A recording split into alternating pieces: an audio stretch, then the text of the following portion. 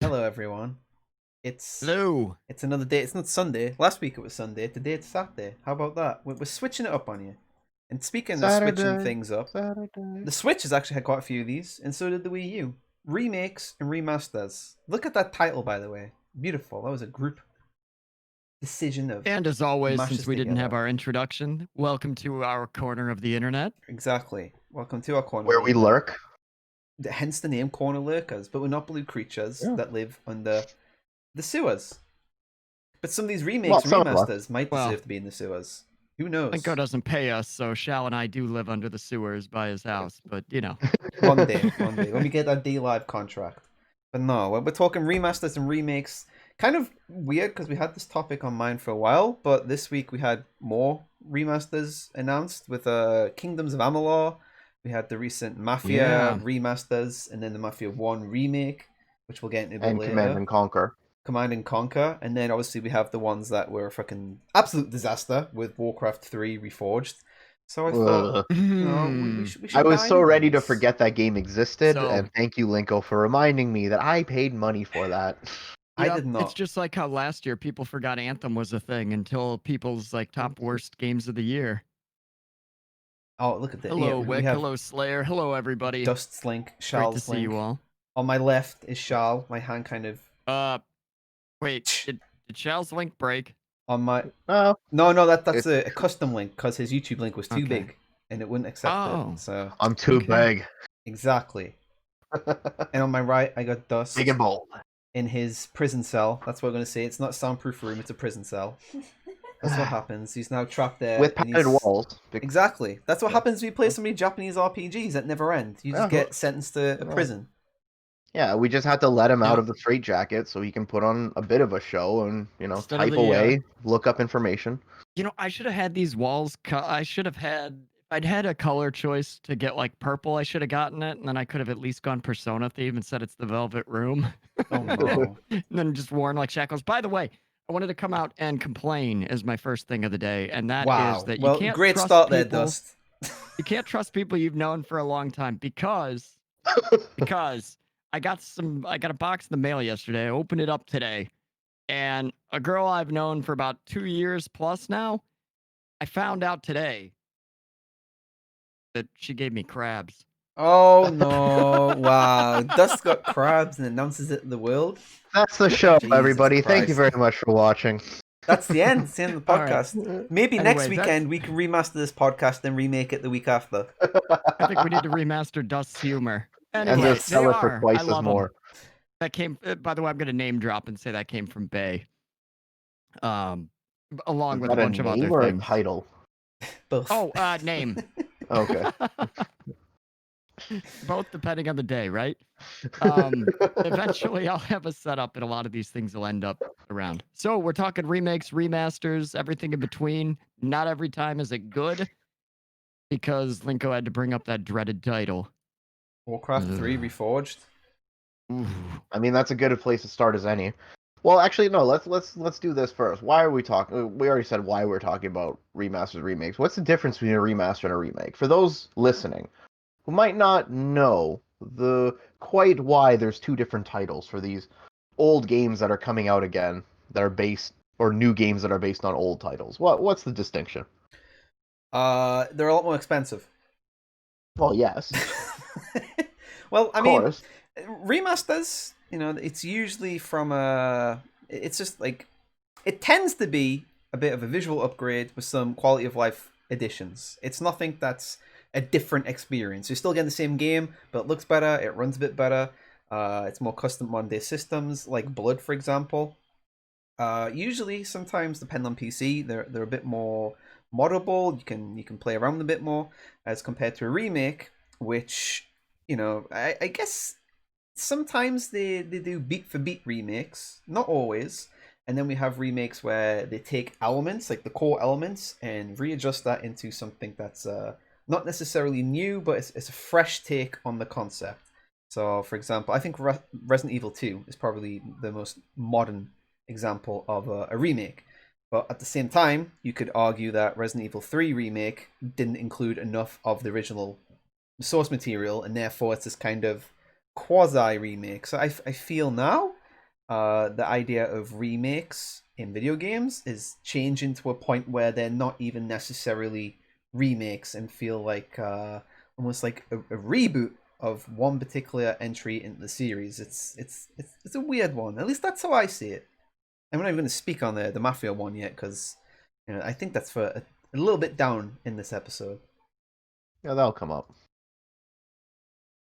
That's But yeah, that's my pretty. view. Yeah, that's pretty much it. Like a remaster is pretty much that. You touch it up, you repackage it, you make it accessible, more accessible.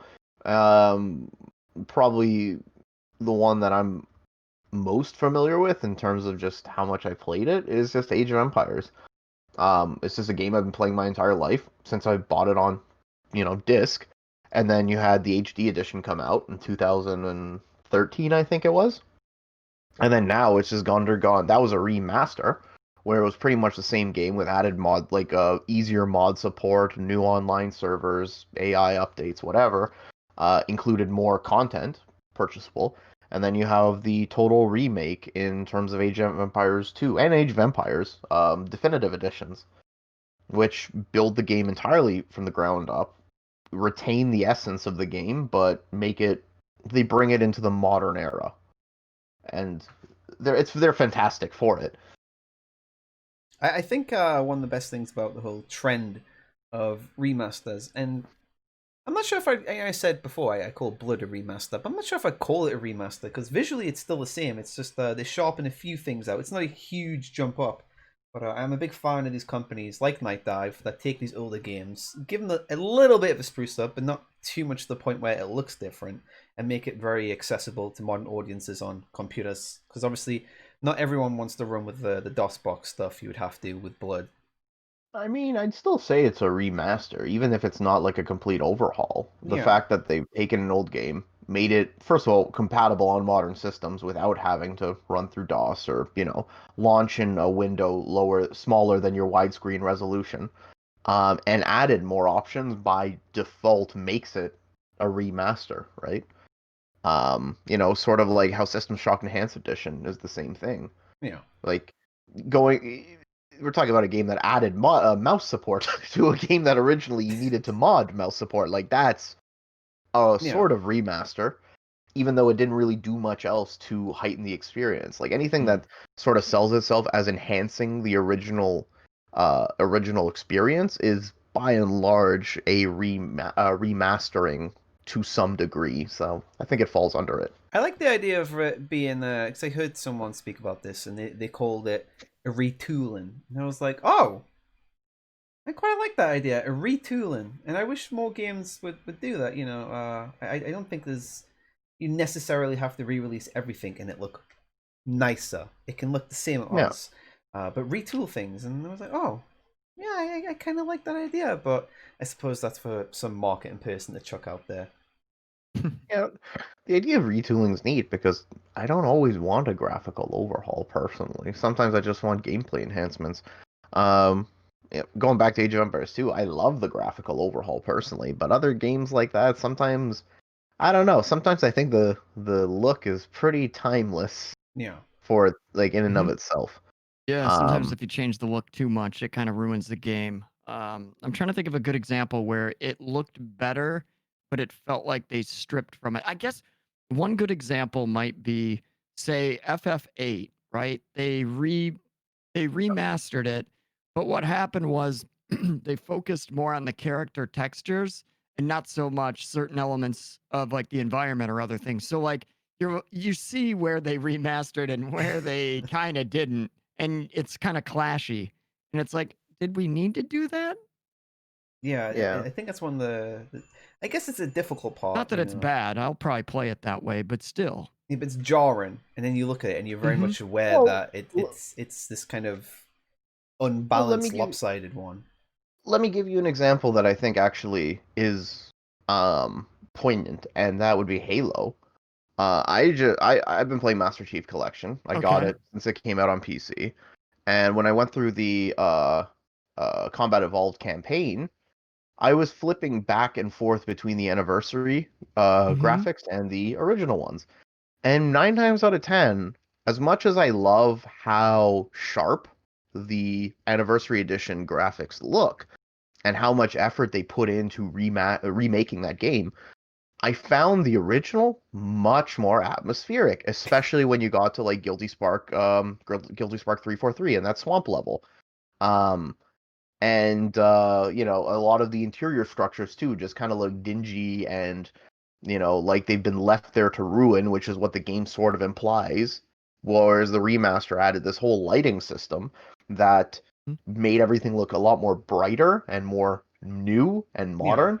And I felt that took away from the original aesthetic of the game, despite looking better, in terms of textures and fidelity and what have you.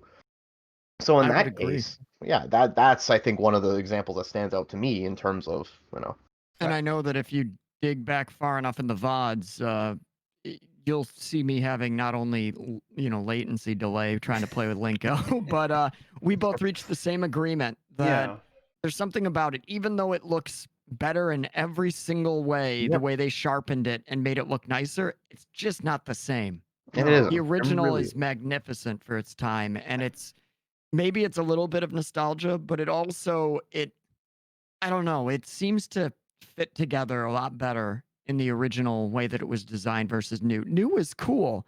And if you were to take that and it were named a different game and our memory was wiped to forget about Halo, it'd be a pretty cool looking game, but because of what we remember and the way that we kind of interpret it, there's something about the classic look that's just better. every little thing they put into it back then. I feel like they put 110% into that atmosphere, and it really Yeah. shows when you look back. One of the things about the remaster, the modern version of the graphics I found, which totally turned me off, was everything looked overly designed and it looked too bright to the point where it made things kind of Shiny. look a bit toyish.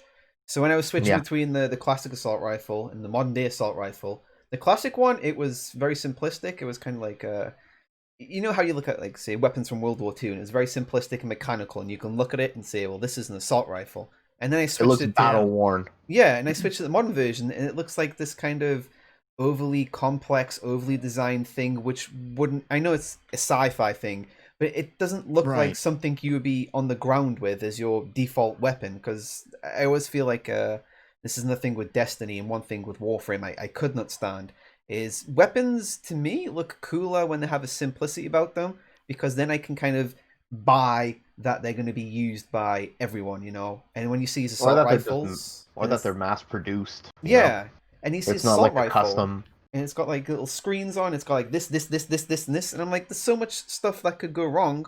I know this is a nitpick, but I'm like looking Yeah. at it going, there's so much stuff that could go wrong with this. Like, it doesn't strike me as it really belongs in the story and in this world. And I saw that so many times with the modern day visuals, and even the Marines. I felt the Marines looked a little bit too just too over designed. There's like sometimes simplicity works. I mean, I think that's kind of why, like, the E11 battle rifle or blaster rifle from Star Wars kind of is as iconic as it is, or even like the bowcaster from Star Wars, is Yeah. because even in the modern era, you couldn't change that because then you'd have people nitpicking how out of place it looks. If you're talking about something that's mass produced and simple in its approach, it becomes timeless. Or it can become timeless. I shouldn't say it does. It can become timeless. Ubisoft And iconic. there's an art, yeah, no, Ubisoft iconic. There's an art form to creating something with the tools, and I've made this argument before as to why I like the aesthetics of older games rather than the high fidelity experiences now, 1,000 times. Like, my favorite era of video games is probably like the early 2000s. Like the not quite the first stages of 3D, but when you had like Unreal Engine 2 Yeah. and because there's an art form to taking what limited tools you have and making the most out of them and making something look as good as it can be. But you're never at that precipice of having to make something look lifelike or photorealistic and hit that uncanny valley. Like, if you look at Rune, for instance, that first game, it looks fantastic. It's not like super cutting edge, but it's amazing. And so I think that leads into why we get these designs that end up looking better or being more creative than some of the designs we get out of games where we have such leaps and bounds of technological amplitude. Yeah, I mean, I was noticing this with I was looking back at the Call of Duty series recently, and this is a little bit off topic, sort of. But you look at the Alright. design of the early Call of Duty games, and then you get to like Modern Warfare, and you get like Black Ops, and you get more futuristic ones, and then you look at the latest one, which is like what Advanced, the one with the robot and Jon Snow in, and like you're looking and you're like, what is this gun? What does it do? Is it an assault rifle? Is it an SMG? And it starts becoming such a bizarre selection of, you know, they're guns, but you don't know what they're supposed to be. And I feel like Halo, more than anything that I remember, with the modern graphics on, typified that. I was like, well, what is this? Like, I picked that up and I'm like, what is this? And it doesn't look like what it's supposed to be, if you know what I mean. It just looks like someone has spent too much time trying to design something that would look cool and not functional. Yeah, just something that stands out rather than Yeah. for its use. But yeah, that's one aspect of remasters, or remakes that kind of lose out on that they lose out on. Another is functionality, and for that, we don't have to look much farther than Mafia to Oh no. see Bad that. memories. But good memories. But bad memories. I No, assume here's the the remaster or the remake. I assume is it a remaster or a remake? The first Remake. one is a remake, It's a and the other remake. two are remasters. The first one probably Yeah. needed a remake. The first one probably Actually, did need a remake. It was it's funny- super jank. It's It's an funny you say amazing that. game. That's the only Mafia game I've played out of the Oh. three. And when I heard rumors that like it came up on the store, I sent it to my friend, and his first response was, "That is a game that is in dire need of a remake." And you know what? I don't disagree. There's a really great review of it by Mini and Me. I've also got some good clips for this too, for resource. Right. Oh man. But Mafia 1, fun game. Mafia 2, I heard it's awesome. I haven't played it, but It's great. apparently the remaster isn't so great. Yeah, well, that's actually one thing I remember. You know, I was kind of very vocal about on Twitter when they announced that it was going to remaster. I was like, it doesn't need one. I recently played Mafia 2 not that long ago, and it still looks great. And there's in one section it's around Christmas time, so you know the city's kind of covered in snow, and the lights are all kind of dimly lit, and obviously you've got the neon lights of the big shops, etc., etc. You have the NPCs, and there's one thing I love about Mafia 2 is the NPCs fall over on the ice sometimes. So you're just watching, like just people watching. The NPCs will literally start slipping over on the ice, and it's one of the nice little things. But Mafia 2, it didn't need a remaster. It looked great already. I understand that they kind of probably wanted to cash in. Like, well, if we're remaking Mafia 1, we might as well cash in on the buzz and also bundle in Mafia 3. But no one likes Mafia 3 because it's not a Mafia game, and it retrospectively ruins some of the story plots, but that's a different story. I was gonna say, if any game needed a in chat remake, seems it's to like that one, Mafia right? 3. So sorry, Realm of Ben, but I mean they have one fan. I'm sorry, Ben. I did not like Mafia 3, but I got no opinion. I haven't played any of them. Me neither. Me The neither. I Mafia 2 heard is things phenomenal. when it came out, but I mean, I've been told to play Mafia 2 for years, but I haven't played it up until this point. So I mean, I don't know if I will. Well, this is one good thing about remasters, I think, in general. So even if I don't agree with them making a remaster for Mafia 2, and I don't think it needs one, it still comes back into the spotlight, and then people start talking about it again. And Mafia 2, unfortunately, was kind of underrated because it fell under the boot of Grand Theft Auto, and everyone thought, well, it's trying to be Grand Theft Auto, but it wasn't really.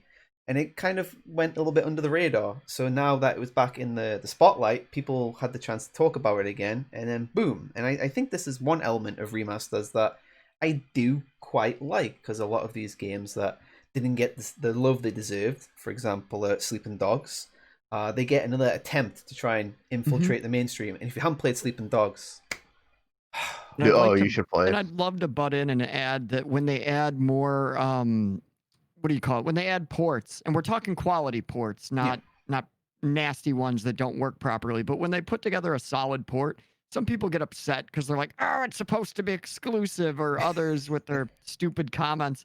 Yeah. And it's like, forget that. It is a good thing. If you love this game, if you have any passion or any amount of respect for this game, you should be excited and happy now others get Other the people can play. experience to now share in that joy of that game. Some people are going to hate it, but that's how every game works. But, you know, people Yeah. should be happy about it.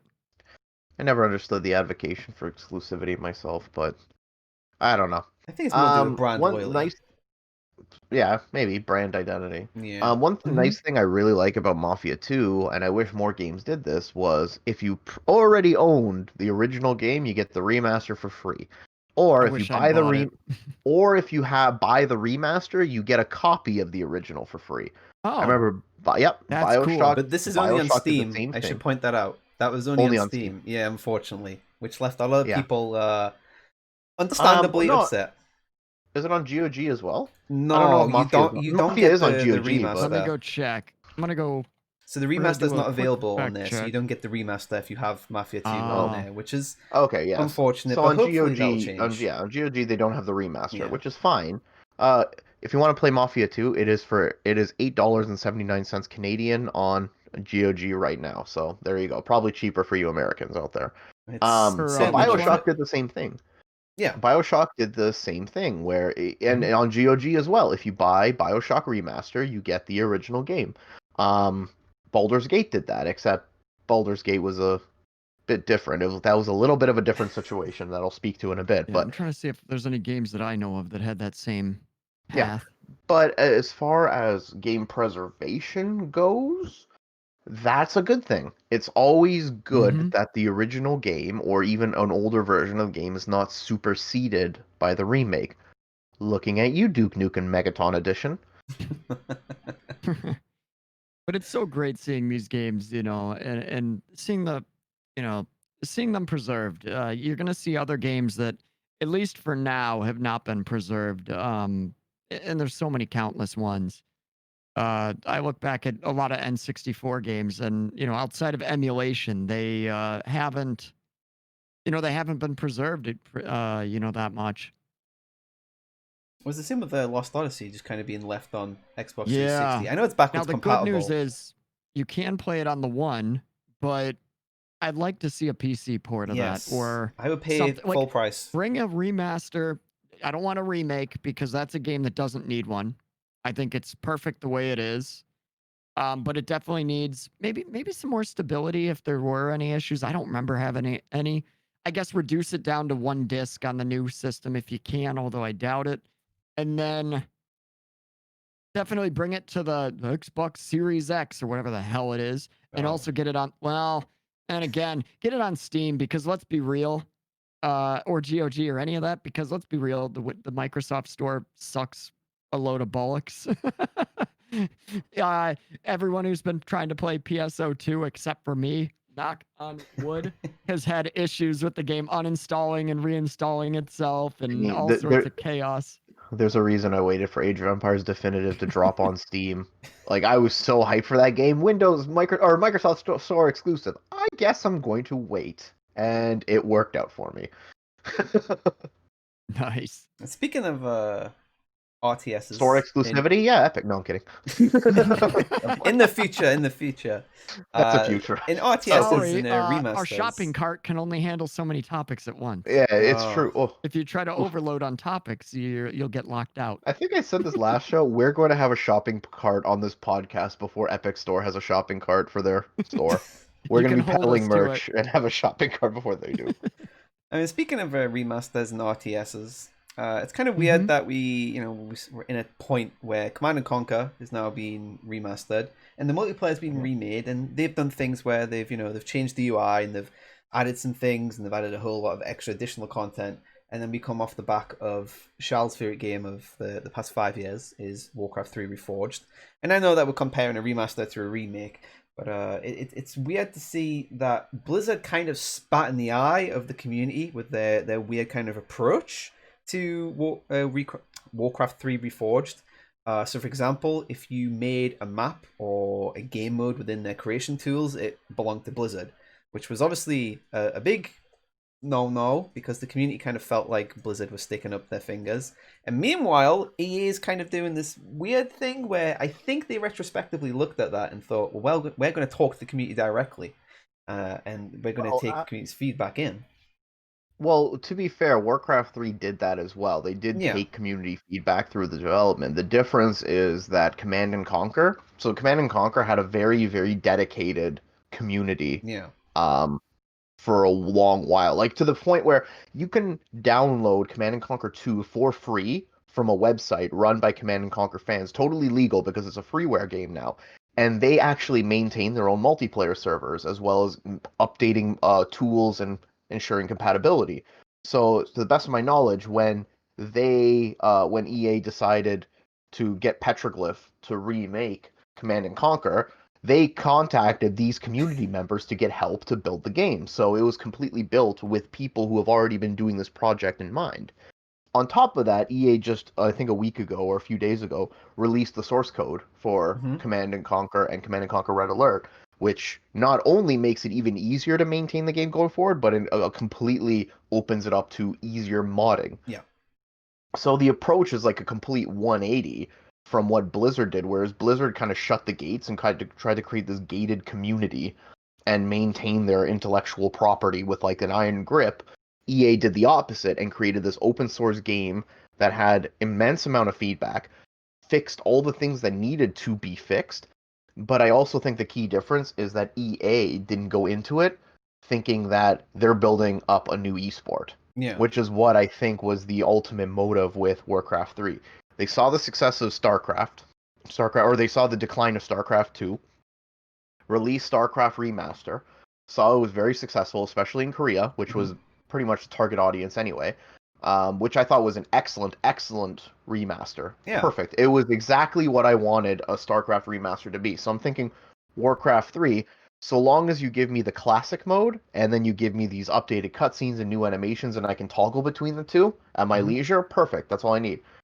Except that they went in the opposite direction and tried to build it to be an esport. The final nail in the coffin for me was I was playing through the campaigns and I'm like, okay, this isn't so terrible. And then I opened up a custom map to do a skirmish, and this is what made me uninstall the game. I couldn't pause the game. You have 3 pauses, just like you do in any online match. Custom lobby, me against a computer, 3 pauses. And if you use those 3, you cannot pause the game. Like, what the Lovely. fuck? Wait, is What that the in single fuck? player too? Mm-hmm. Single player. I was What? playing against a computer on a custom lobby, but because you no longer have offline skirmish, the only custom lobbies you have are if you're connected online. You cannot pause the game single player, which is ridiculous. Wow. Ridiculous. Because let's be honest, the AI gets a lot more than 3 pauses. The AI constantly, evaluates to what you're doing. It doesn't, Yeah. it never does pause the game. Yeah, Now if it's the AI insane. could only reconfigure 3 times the game, maybe It's that's insane. fine. And then a lot of the features that Blizzard promised, like completely redone cutscenes, completely redone animations, completely redone voice work, that was all scrapped. So Mm-hmm. you have like the 60 gigabyte game of mostly uncompressed audio and like overblown textures with no real change to the gameplay. Um, and honestly, I don't like the new aesthetic on the menus. I know it's a very small thing to do, but when you go into a menu, you get this like a watercolor splash screen rather than the 3D render and then the classic mission menu selection. And then on top of that, I had to get a classic version. Like I have a classic folder of Warcraft 3 sitting on my computer Mhm. that I can run. Anytime I open up BattleNet, it finds this folder and then tries to patch it to the latest version of Warcraft 3 and Oh. to the classic version so it's compatible with Reforged. And I don't even point it to the folder. It just scans for the exe. Oh, Because, jeez. Blizzard won't even let me play the old version that's superior in every way. Wow. It's trying to be That's nice to you. terrible. I mean, And the It's best just part like, is your internet goes splat and bye-bye, you're not playing this I game. mean, yeah, like, I don't understand. Like, they had something really good with StarCraft Remastered to play the hell out of it. I have to go back and finish the campaigns because I didn't finish them all, but I was very much enjoying it. And then now you have Warcraft 3 Reforged, which should have been, if you did the same thing they did with StarCraft, it would have been completely different. But we're talking about a company that has zero faith in its audience. Utterly. Yeah. It's Um, not a good But they've idea. also been burnt I as know. well. That was another thing. one of the points I was going to make was with the remasters and remakes, they retrospectively look at different business decisions. So the whole fallout from them not getting the rights to Dota 2, Dota. Yeah. and that's what led to Heroes of Storm. I feel that's why they were really like, oh, well, fuck it. We're going to make sure that never happens again. And it kind of came back to bite them on the arse because a lot of companies don't realize this. Is if they could have done that. They just had to make a good game to support it. Yeah. But You know? it's a good example of a change in ways in the games industry, specifically with PC stuff. You see in marketing teams and the communications, they tend to treat PC and console people very much alike, even if it's a PC exclusive these days. There's only a few companies that will still have a catered approach to the PC market. And I think this is something that will get worse in the years to come. I mean, you can look on various newsletters, social media feeds, the way even copy is written. They kind of bungle you all in with one thing. And that's why I was very surprised with EA, who are normally, the bad guys. They have a history of a lot of bad stuff, but also some good stuff. We have to remember that. They're not this Jim Sterling idea of, oh, they're evil, and everything they do is evil. EA to be fair, that's every company in Jim Sterling's mind. To be entirely fair. Why is Dust I yellow? heard a report. What's up? Your face is yellow, Dust. My face is yellow on your cast? Whoa, it changed on your cast. Whoa, hey, we can't say that in 2020. Whoa, hey, whoa. Is he rotten? Is Dust turning into an orc before our very eyes? No. Okay, there we go. It fixed. Discord was doing it because on my end it was fine. It looked fine on my end too, for the record. That was weird on stream. I shifted. I'm like some crazy people toward the top of the political spectrum. I too am a lizard person. My chameleon, an amphibian. My lizard, a chameleon. Dust's favorite game is Deus Ex. Can you guess why? Yep. Oh boy. So, what the hell was I gonna say before I morphed there? EA, right? Yeah, I saw a new article about them. They are gonna start investing money in local pounds and animal shelters. Well, there we go. And here's the punchline. New generation of gamers. Well, it's because they have a thing for mutts. Well, there we go. Fucking hell, Dust. Fucking hell. We need remaster Dust more often. I like that when he was going green. No, but EA, they've been voted worst company in America twice. But stuff. So what did they do that's so great now? But they listen to the community. They brought EA access to Steam, which is nice. That's a good move. Yeah. More choices. They brought Dragon Age 2 to Steam though, which is not so good. And you know what? Once again, love it or hate it, it's good that consumers have choice. Yeah, of course. Even if it's a game that probably doesn't deserve to be preserved. No, of course. It used to be on Steam, then they pulled it because they tried to make their own storefront. And Origin was moderately successful. I'd say they had a couple of humble bundles. I hated it when it first came out, but then it became fairly usable afterwards. And again, I don't have a problem with a storefront that's owned by a publisher that they just want to release their own games on. I get it. Correct. You want 100% of your profits. Fine. It's why I buy CD Projekt Red's on games on GOG. What I don't like is when you take third-party games and push them as exclusives. Origin kind of did it the quote-unquote right way, in that they didn't have the greatest storefront. It was feasible, but, they were EA games, so it's what you expect.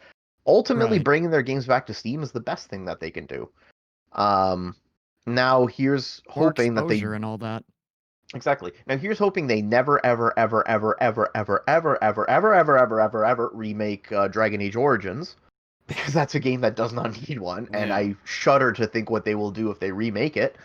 But let's think. What are they going to name their protagonist here? Well, that's nothing. You name your protagonist in Origins. Hello, I am Hawk Senior.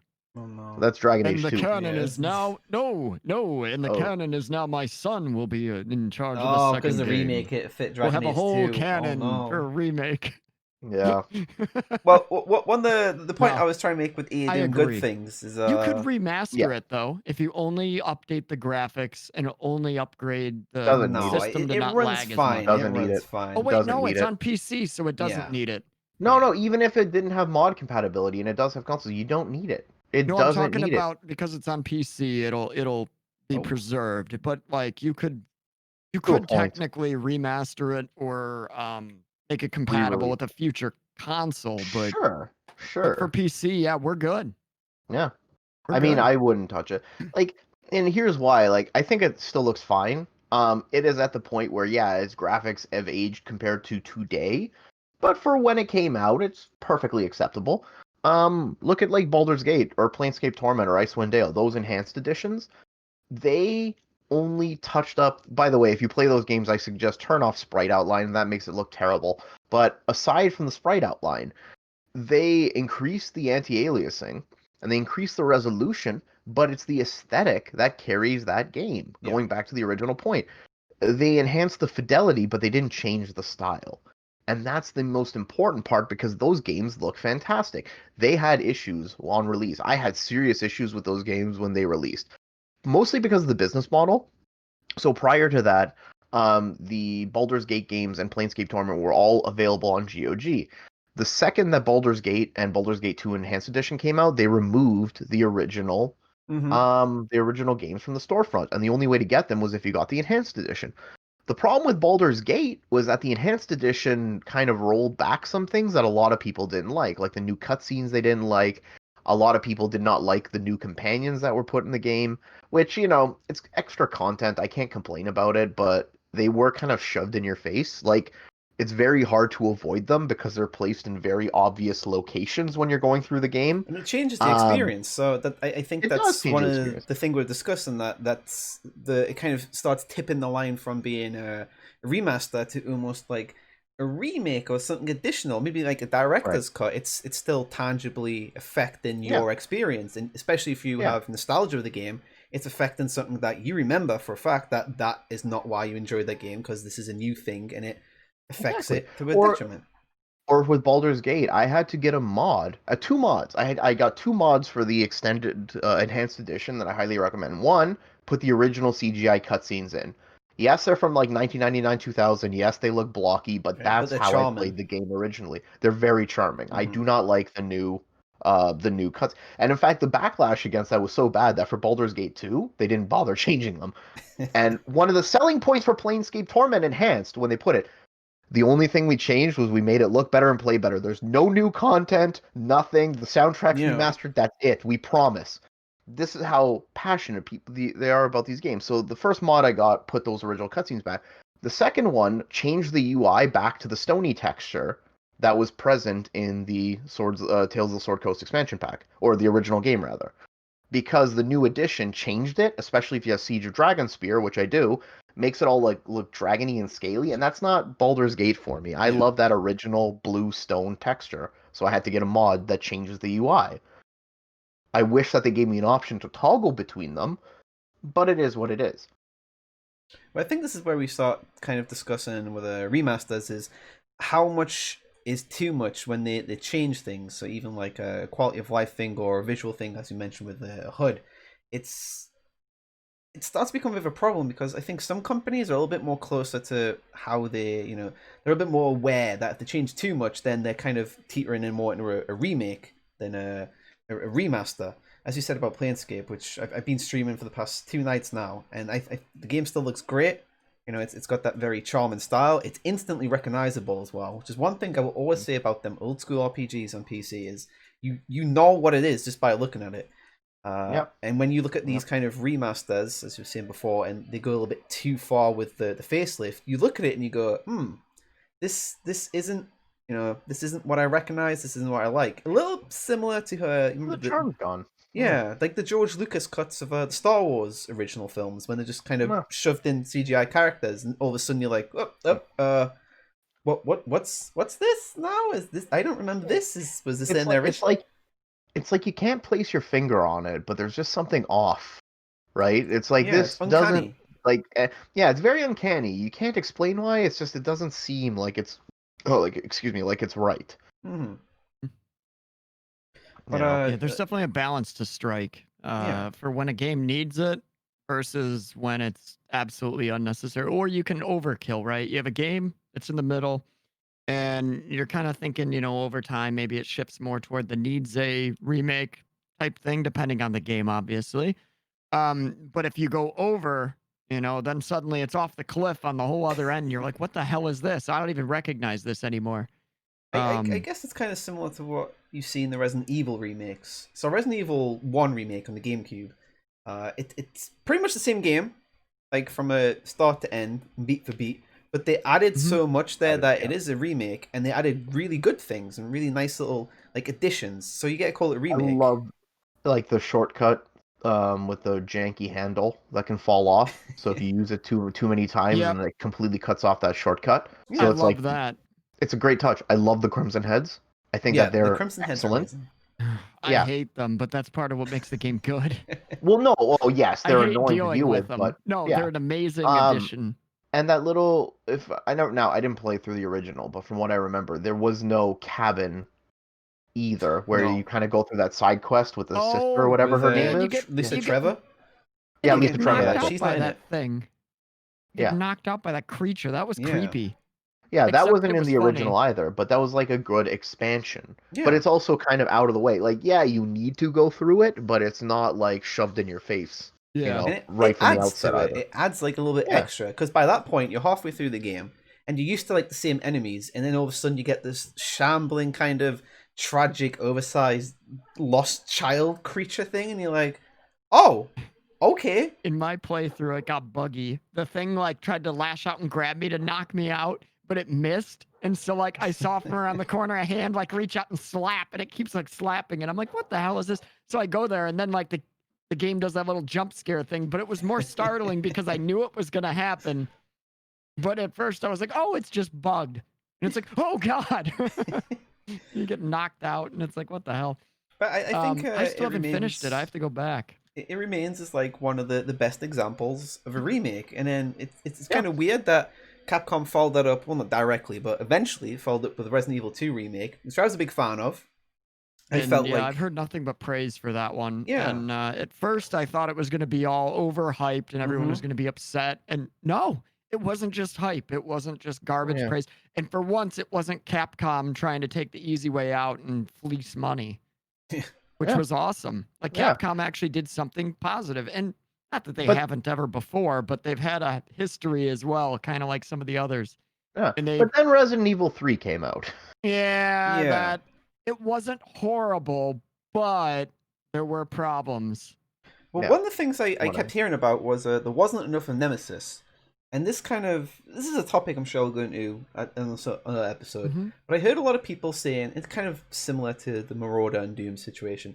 People were saying that Mr. X appears too often and he's too difficult in Resident Evil 2.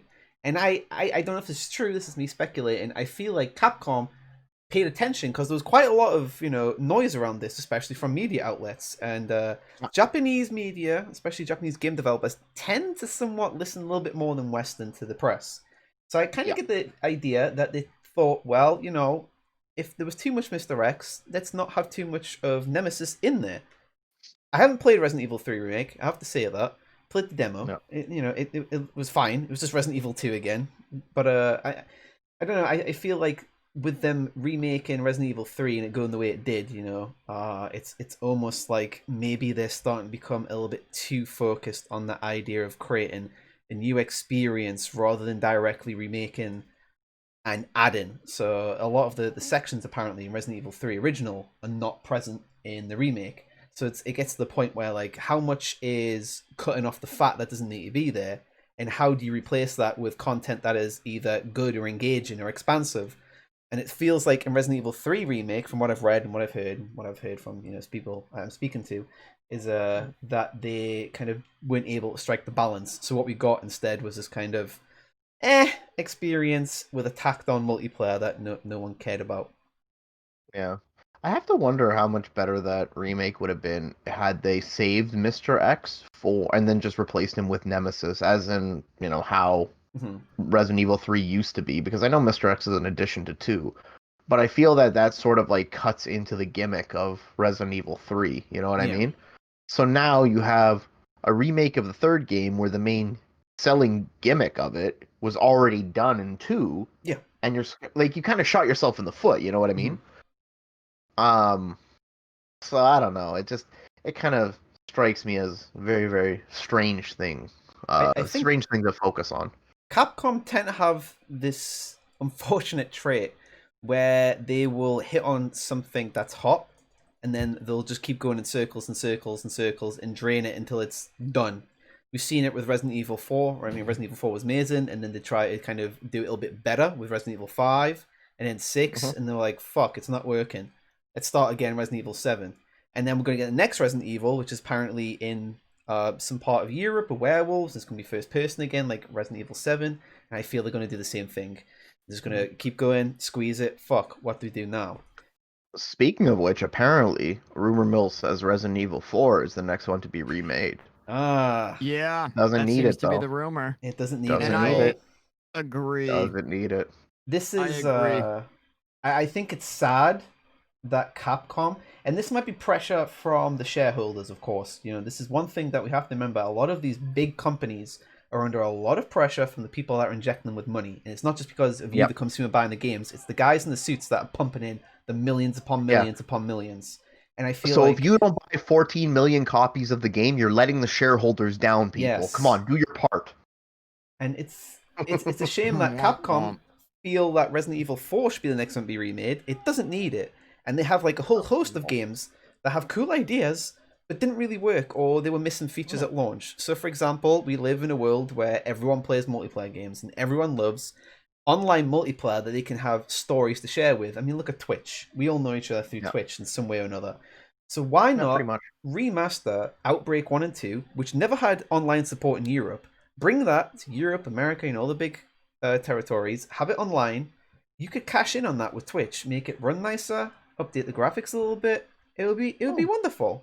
Not You even might that, even be a able to better come up remake. with some way.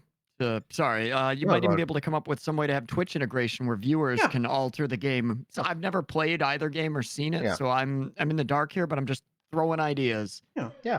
I mean, you're better off, I think, remaking Dino Crisis than you are any more Resident Evil games, because that's a gem that is actually a cult classic. People unironically like this game. And it's rough around the edges from what I've watched, right? Polish that up. You know, re-release that one. Make something out of it. Like that one I think would be a big hit. You know, the same kind of way Turok was when Night Dive remade Turok. I knew Turok had a PC release, but it was a bitch to like find and get running.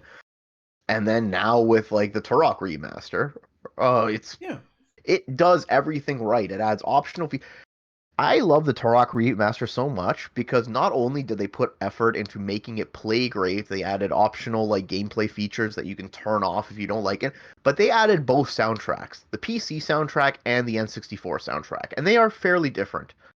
So whichever one you like better. Now you have to mod the actual proper loops in if you're going to use the PC soundtrack, but like small details like that, that's what I want to see in my remasters. Let me choose which soundtrack I want based on my nostalgia.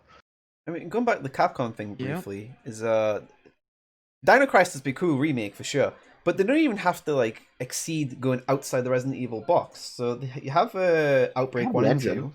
I mean, just staying with Resident Evil, you have Outbreak 1 and 2, and for example, if you get bit, so say if we're playing together, us three, and Dust gets bit, because obviously he's the alien Jackbox, so why not get bit in this? Well, of course, yeah. And he doesn't inform us that he's been bit. He can infect and turn on us. Now, if you had that, you know, and you had like 5 different streamers playing together, and each, you know, different viewers are getting a different experience, it would be such a compelling thing.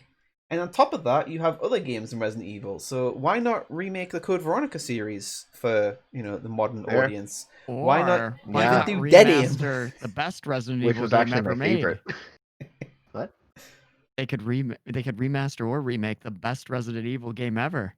Umbrella Chronicles? Raccoon City.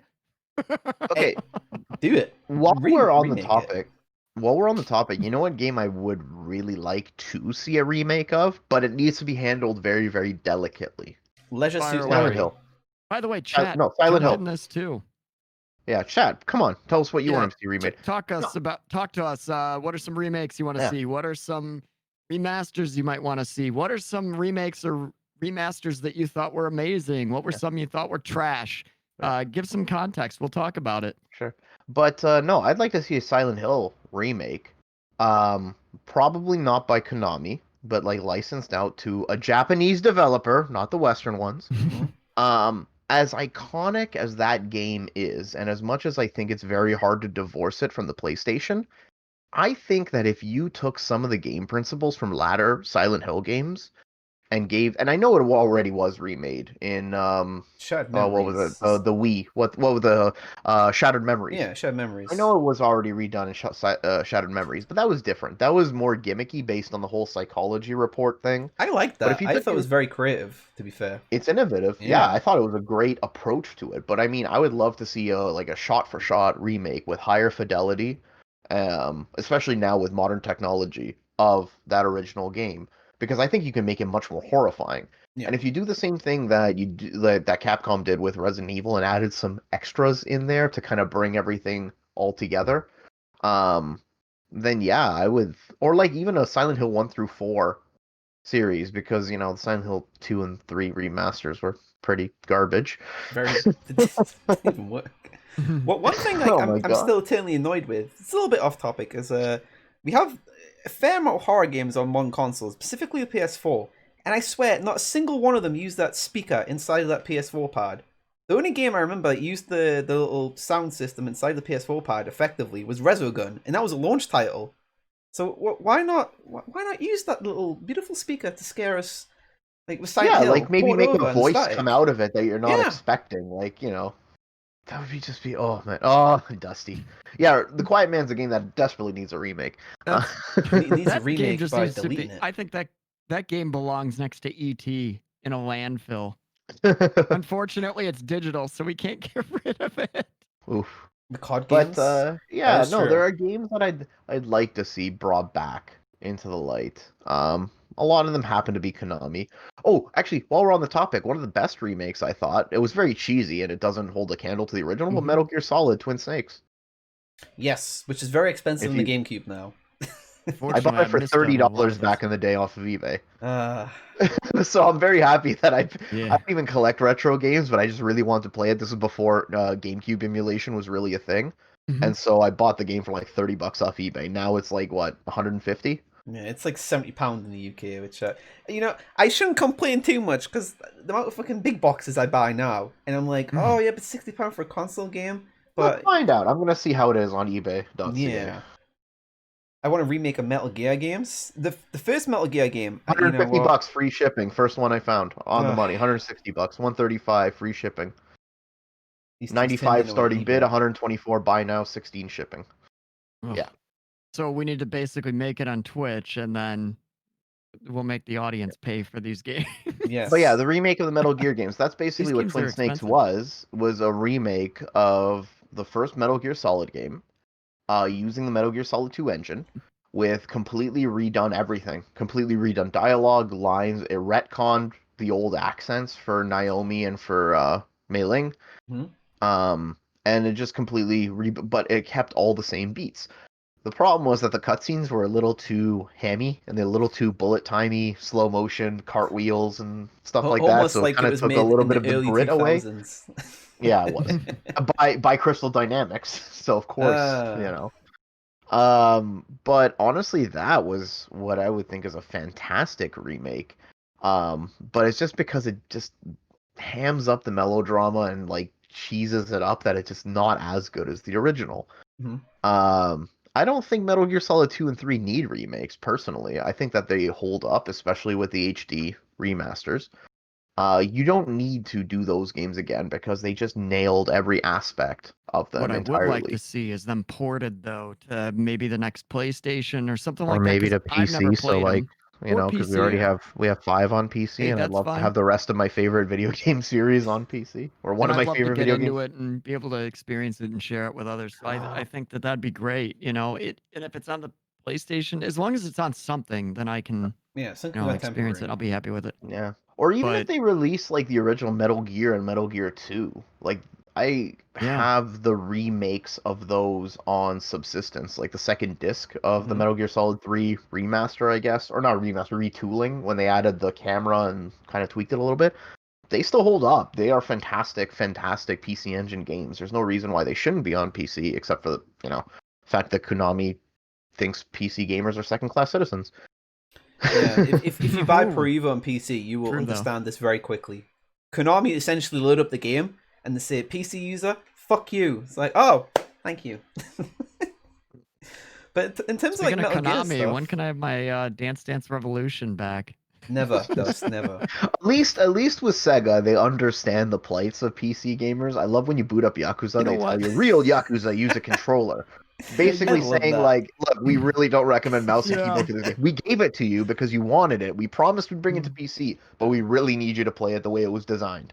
Yeah. Speaking of Meanwhile, which, meanwhile, Sega doesn't care about the West though, because they go, "Oh, you want to play Fantasy Star Online too? Hey, you can play it today, 8 years later."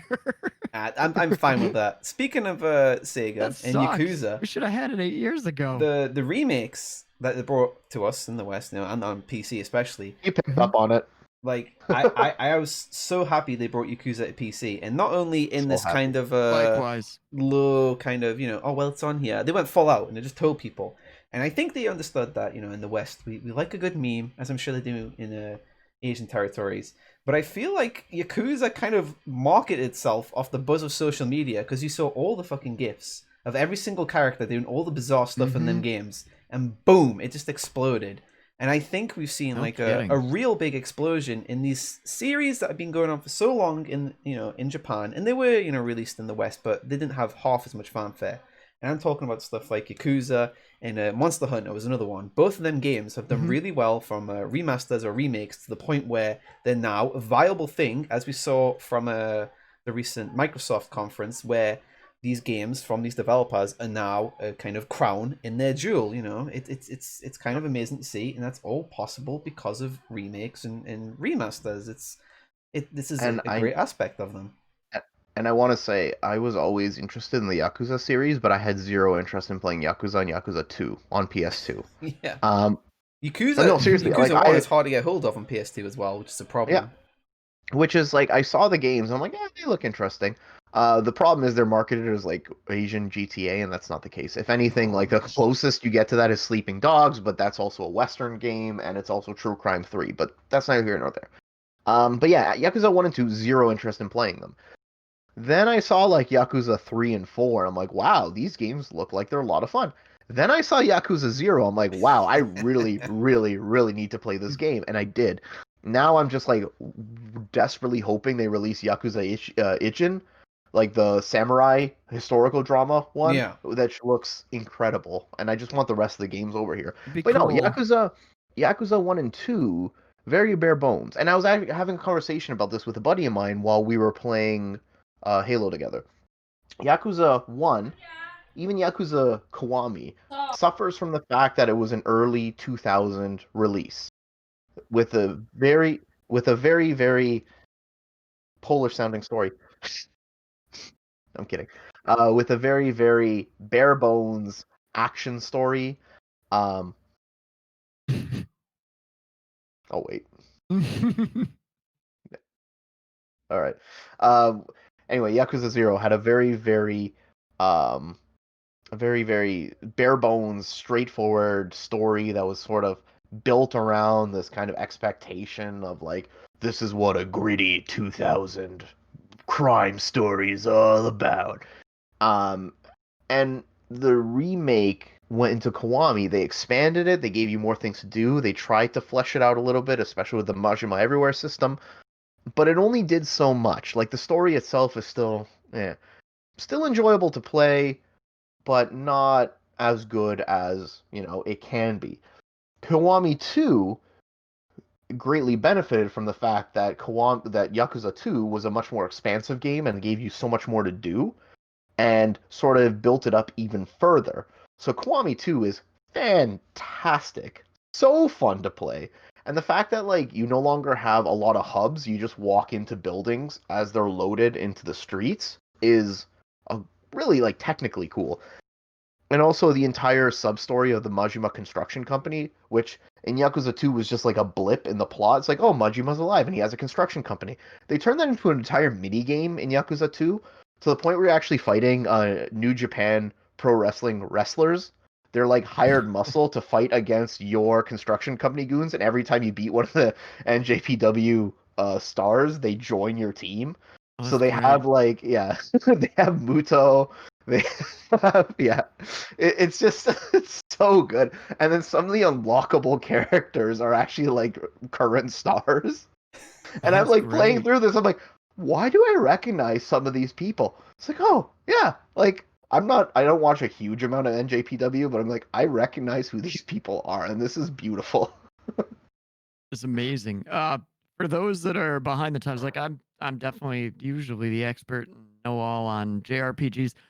Are Kiwami 1 and 2 remasters of Yakuza 1 and 2? Or are they Remakes, entirely Remakes. different? total Oh, remakes, remakes. Yeah. Okay, total remakes. Yeah, but I assume it's better to just it'd be better. I kind of want to go in order, so I probably want to go zero. 0, Start Kiwami with zero. 1, Kiwami 2, Yeah. and just So skip the old ones from way yeah. back. So So just kind of dated. zero is the best place to start because that's chronologically the beginning. Yep. However, it was also built up to do some fan servicey bits. Hmm. So there are like some side missions, and actually the way they kind of build the entire relationship between you and between oh fuck, what's his name? Nishiki? That's all done specifically to kind of cater to fans who've already played the series. Okay. Now, going into it first time, it's not a big deal. Like Yeah. honestly, like the way the whole Nishiki thing, went into it, loved it, and then when you get the reveal, because I didn't spoil myself on Zero, it works just as fine. But there are like submissions that are references to things that happen in the future. Okay. Perfect. Yeah.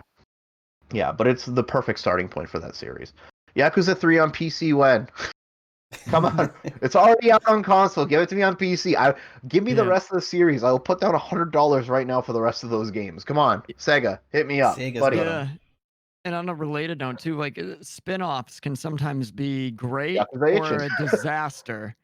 Um, That's spin-off rad. being Judgment is fantastic. Like I wish I've that heard would in the Judgment. future get a PC port because it's too good to be forgotten on the PS4. It's one that a lot of people didn't talk about on like top games of last year. It just kind of went under the radar. Um, and it was kind of weird because it's pretty good. And ironically enough, I don't remember which writer it was, but I noticed on a Monster Vine article, somebody put it as like their second game out of like a top 5. And I was like, oh, somebody Yeah, noticed this the game game. that came out. Wasn't me. Mine was just Um, Islanders, Islanders, Islanders, No, I know. Islanders. I mean, Exactly. Bye, for me, Islanders. Judgment looks interesting. It's just I want to play Yakuza. I specifically want to play Kiryu's story. I really want to see Majima do his thing. I want to play that saga. I don't want to play a spin-off. That's why I just kind of like have no interest in Judgment. Yeah. See, the Well, it power was of cool because remakes. it's like totally devoid from the series. Like it's its own game, just takes place in that universe. Yeah. Well, So and that's it's exactly what I neat. mean. So I know it's that, but if I want that, I would rather play Mhm. Yakuza personally. So Okay, yes, that's thank fair. you Sega for bringing it to my platform, letting me play your remakes because you have like an eternal fan who will not stop prophesizing these games. Yeah. And I buy it when they come out so I can play. And When I first played Yakuza, my first playthrough, I spent like 87 hours over the span of like 2.5 weeks through Yakuza 0. I was hooked hard. See, on the flip that's side, great. we mentioned Monster. They said Monster Vine, Monster Hunter. And them games have had somewhat, maybe like a cult following, I would say, in the West. Mhm. But it felt like everything changed with Monster Hunter 4 Ultimate, which is obviously a remaster and a kind of a remaster in correlation. They kind of stick a port as well on the 3DS, and it kind of felt like that was the real boiling point because that's where Capcom were very happy with the sales to the point where they were like, well, the next game, Monster Hunter World, is going to be changed. I guess you could argue somewhat of a greatest hits while being slimmed down for the Western audiences. So it felt like Capcom kind of seeded the idea of the franchise being bigger in the West through ports and kind of not remasters specifically, but kind of accumulations and remaster-ish stuff into Monster Hunter in the West. So it's pretty interesting to see these used as Yeah. gateway tools, I guess, in new territories. The only thing they didn't get right about it was they couldn't figure out how to do co-op properly, but that's a whole other issue. Japan and co-op is a rough thing in general. But in terms of other remakes, I know, there's not a huge amount of platformers out these days. That's one thing. Apart from indie stuff, I'm talking about like big budget Right. platformers. I know one that Wick played recently was the Spyro series. And she was able to identify all the different beats of the game, but there was like new things and everything looked like really beefed up and it looked amazing. And I have to say, watching it played, everything looked like really good looking. To the point where I was like, oh, maybe I would play these. And I don't really have much interest in Spyro because I didn't grow up playing it. I wasn't, by that time I'd moved on to PC stuff. But it's I kind think I of played it once at a hotel, and that was it. I played a hotel. demo of it. So remember when PlayStation Yeah. used to have those demo discs of like 20 demos on Yeah, one? yeah, yeah. That's how I first played Spyro. I had the It was demo okay. disc for I think it was 3 with the skateboard mini game. That's all I played. Yeah. I It didn't was have that and Sony growing Tenchu. up, so I missed For me, it. it was Spyro and Tenchu. Those are the ones I played the most. Demos, that is. I never had a PlayStation, so I never grew up with Spyro. But I did play a bunch of Crash on my cousin's place. Which also had a remake, sorry, which kind did, of yeah. divided opinions because some people thought, wow, this is really fucking hard, and it kind of turned some people off, and they're like, is this too It's much? an old platformer. It's not like apparently like the jump physics are a lot floatier than the original one if you ask hardcore fans, but I have not played enough of the original to notice personally. Right, and I haven't played it either, so when I go yeah. and play that, it'll be just fresh for me, so I'll have no Yeah. comparison. I quite enjoyed it. I thought it was great. It had the right amount of what I'm looking for in that kind of genre of game. Spyro I actually liked a lot more. Because I kind of prefer collectathons versus, platformers personally. But Spyro I quite liked a lot, from what I was playing it. So I'm good surprised we've candy not seen game. any new announcements, Like though. Wick said. Like, because Spyro, the remake trilogy, seemed to do quite well, sales-wise, if I remember rightly. And I was expecting maybe this was them trying to seed, a rebirth in the franchise, but it kind of went a little bit quiet, I was a little bit surprised by that. So I'm wondering, like, what's going on? Was it just like, oh, well, here's a nice thing, and then they move on? Because It might be. What? It might be. Yeah. It I might mean, not. it could be worse. They could come out with like Spyro nuts and bolts. Oh. See, Yeah. now that's a remake I would love to get on PC. Banjo and Conker's Bad Fur Day. Because Yeah, apparently and of course the Banjo Xbox Tooie. remakes of those were really, really good. Yeah, Um, and it's like the only reason to own an Xbox One. yeah, apparently. Sunset See, Overdrive. but like Apparently it plays I pretty quite good. like Banjo Kazooie back in the day, and I played a little bit of Conkers, not fully, but apparently like those were Oh solid. my So god, I'd love to it's get my hands on those. hilarious. Oh my Yeah. gosh, I'll have to play it on stream again. It was, it's frustratingly difficult, the platformy aspect Mm. of it, but it's funny and it's pretty good. One of my favorite remakes of all time, and people might look at me like, why? Because it's, I play some weird shit, I play some hardcore stuff, because I'm a real hardcore gamer. However, the Ratchet and Clank remake was fucking beautiful. It felt like a best of everything, and I know they changed the story to kind of fit the film. The film wasn't that great, but the game itself looks absolutely stunning. It plays phenomenally well. It's got all the best guns in from the series, all the best elements, all the best aspects, and I swear to you, it is one of the best remakes ever. And it was totally unnecessary. I know they only really did it to cash in and kind of support the film that's coming out, but for something that wasn't really needed, oh my god, is it beautiful! It's like this big cake at the end of a meal. So you fold and you're like, oh, I'm following my games, and then it comes through and it's just like covered in like toffee and sweets, and you're like, oh shit, and you just Should we give you a minute? No. Should we give you a minute with your analogy? Exactly. You just smash your head into it and just lick it up. It is phenomenal. It is phenomenal. I think it's one of the best examples of a pure remake that encapsulates a whole franchise for the best parts. It doesn't take any of the negative stuff, because sometimes the Ratchet and Clank games had a few things that are a little bit annoying, a little bit grindy, some bad enemy design, some questionable levels. It gets rid of all that. It just cuts the fat off everything and gives you like everything in the streamlined experience. And you don't even have to play the other Ratchet and Clanks, because it kind of has this sort of different new storyline. So you can ignore the other ones. Well, you should play them and just play this remake. And I think it's such a pure example of a great remake, which doesn't do too much to the point where it's unrecognizable, and it doesn't do too little to the point where it feels lazy. It's just this perfect thing right in the middle. So looking at chat, I agree with Poon here. I think that remasters are good because they let people discover games, and or gems, and we have enough new games anyway. I agree. Yeah, and sometimes the new games are trash anyway. So the one downside is that remasters are essentially new games, so you're adding more things to the pile to play. But no, I agree with the sentiment, because as somebody who like plays, I don't know, a good 75% of what I play are older games anyway. Like I'm reinstalling the Spellforce games because I want to dive into Spellforce 3, and If I like it, I'll play the rest of them. Yeah. And, You know, and somebody who plays old games like that, yeah, I like to revisit those old titles, especially if they're good. Because I kind of treat most new games, the way I do movies. I don't know if I'm going to enjoy myself, going to it, so I don't really want to get it when it Yeah. first comes out. I'll wait.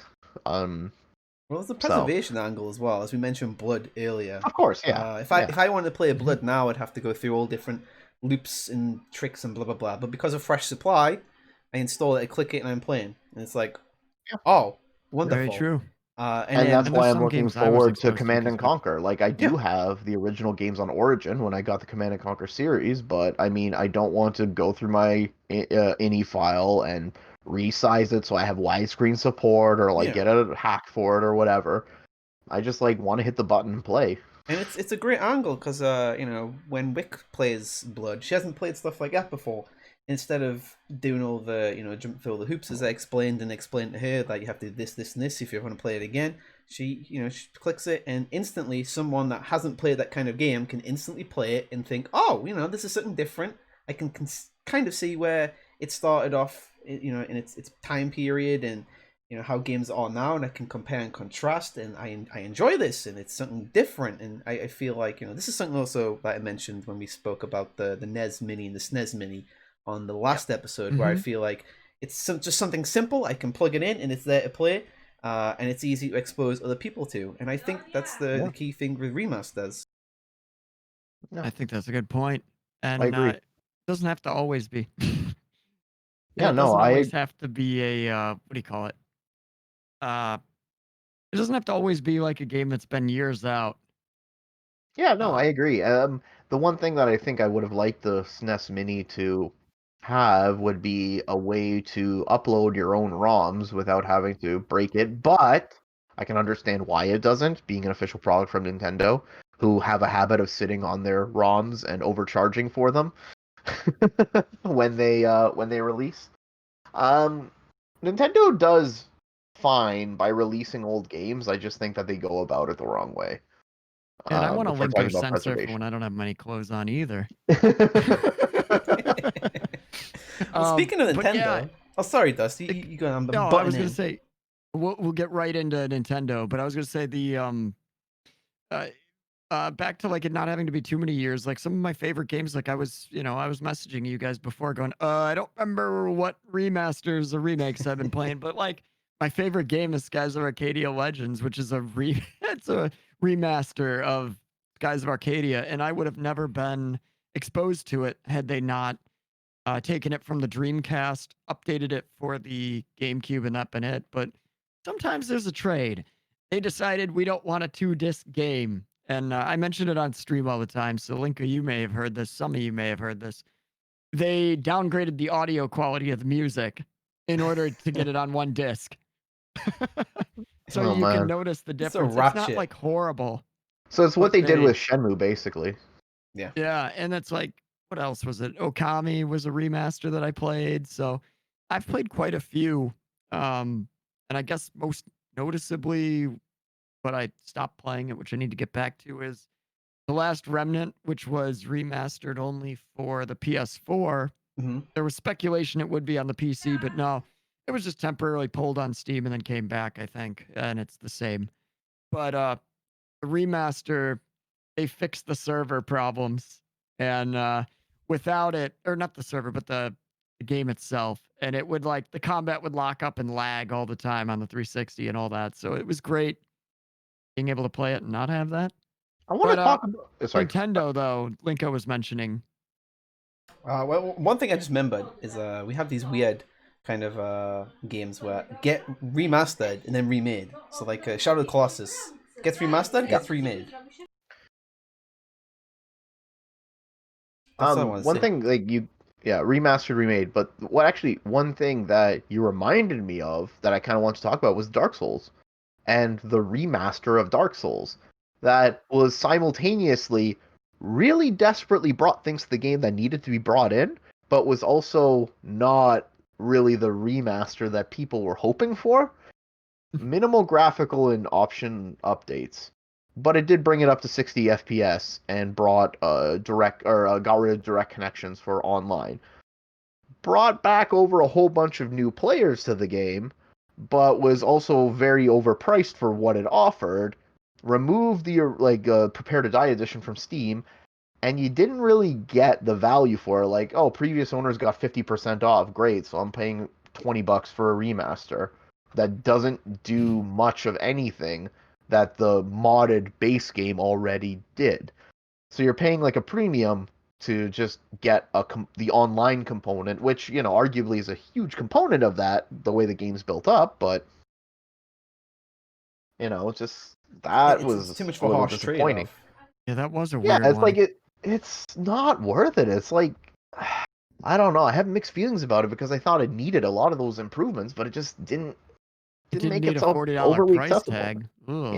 Yeah, We've seen bit remakes ridiculous. for quite a bit less. Like $20 for a remake isn't, or not a remake, a remaster is usually pretty friendly. But Yeah. oof, but yeah, 40 plus. Ugh. One Okay. exception might have been the $40 remaster of Rune Factory 4, which brought it from the it was one of the DSs. I didn't keep up with all that crud at that point. The last handheld I did was the Game Boy Advance, but I kept being recommended, "Oh, you got to try this series. Oh, you got to try this." I'm like, "I can't. I don't have a DS. This sucks." And so when it made its way onto the Switch for 40, I was like, "Okay, this is fine." But I could see where somebody who owned the original would have been upset. Oh yeah, Nintendo would be like, "Buys yeah, but well, that's actually a Zelda remake for 60 on the Switch." Well, yeah, Link's Awakening. But Yeah, apparently, well, because that was a total that's a retooling of the remake. game. Yeah, a total remake. I mean, I don't know. I think that it's just Nintendo, so they overprice their things anyways. Oh, they'd I never do that. don't I don't doubt the amount of work it took to build that game and make it as, good and shiny as it is. But for like, $80 Canadian, because that's what we have to pay, $79.99. Uh, especially Oh, considering it's there you like, go. it's like 5 hours long, 6 hours really, because it's a Game Boy game, Okay, he's talking Twilight Princess HD. What was that for, Oh, Pune? Was that the Wii U? Wii U, along yeah, with Wii U, Because Wii I Wind U, know Waker. Twilight Princess Wii was U. Wii and GameCube, Yeah, you and know what? then HD remake. How much was it? $60. It was full Yeah, price. Like I got the Wind Waker one on That's full price, but Twilight I don't Princess regret it. HD and Wind Waker HD, both of them. But Wind Waker HD had many more extensive changes. Twilight Princess HD did a lot of changes too to make it kind of like, but it's not a gross amount of Yeah. changes. Like it doesn't fundamentally change the experience from the GameCube version, yeah, it's really. still on the Wii U. So bleh. Wind Waker HD is honestly one of the most beautiful games I've played. Like, I'm not Yeah, even saying it that is. as Oh, someone that was easily, a fanboy easily. of Nintendo and Zelda, and because I bought a Wii U on launch, blah blah blah. Even if Yeah. I bought one like yet tomorrow, well not tomorrow, but yesterday, and I played Wind Waker the first time, the HD version of Wind Waker on the Wii U is absolutely incredible to look at, and I Yep. am. Maybe it's hypocritical for me to complain about prices of remasters, as I was about to complain about the price of Kingdoms Amalur, which is like it's like 45 quid in England, which is a bit pricey. Something like that. Yeah, it's ridiculous. Yeah. But with Wind Waker, I was absolutely fine with it, mainly because I am biased towards that series and maybe that game. Yeah, But me too. the pricing cost for Nintendo is a little bit weird, and it's a shame because they do some good stuff with remasters and ports and stuff. So the Metro Prime trilogy on the Wii was a great deal, and not many people bought it, and that's why it's got such a second-hand value now. And it's a Yeah. shame. I'd probably buy it again on the Switch if they brought it out. It's Yeah, Yeah. and so I will say, like, Wind Waker HD and Twilight Princess HD, quality games, absolutely wonderful. Just it just seems very pricey for what it is. Yep. I got another Um, example of too pricey for a remake, or not a remake, a remaster. LA Noir. oh Case in point, that game is old, and I think they're trying to charge $40 for that thing I remastered on like they're PlayStation 4. they remastered it. I didn't even know that Yeah, yeah, on because it's PS4 I like think, and right? it's on the Switch too, and I think it's like 60 on the Switch. Complete Let me edition is double like check that. $30 on Steam.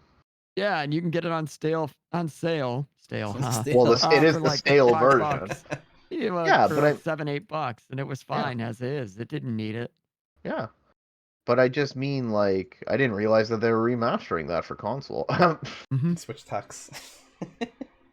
Yeah, Switch tax. I Yeah. feel like the Switch. Actually, this generation of consoles that we have now, and because Nintendo releases in such a weird phase, it's kind of hard Well, to then again, say. there's one left for 25 on Amazon, so maybe it Wow. wasn't the 40 for the Switch, but I think PlayStation it was. A bargain. It's kind of weird because this generation of systems, I felt at one point was very reliant on remasters. Obviously, PlayStation 4 didn't have a huge amount that came out in the first year. We had a bunch of remasters. Like I feel like more people played The Last of Us on PS4 than maybe they did in PS3, or at least in terms of people that were talking about it. And Yeah. then you had like just numerous amounts of remasters coming out, and that kind of worries me because I feel like companies now see remasters. Not every company, obviously, will see a remaster as almost like a fire extinguisher or a fire axe that just break in case of emergency and just kind of yank it out and like, well, we have this, guys. Yeah. And then you have these companies Fire like axe as wielded by Danny in The Fireman. Curious about The Fireman? Check out my channel. Check I out just his did a channel. YouTube video Look on at that game. promo. Smooth. Cross marketing. But yeah, as you're saying, a fire extinguisher to just kind of like put out fires.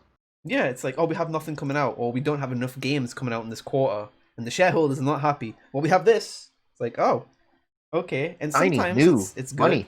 Yeah, and Let's sometimes rake in the cash. the quality is good, and sometimes the quality just feels very much forced, as in the case of Konami and their car crashes with their HD remasters with Zone of the Enders and Silent Hill, as you mentioned before.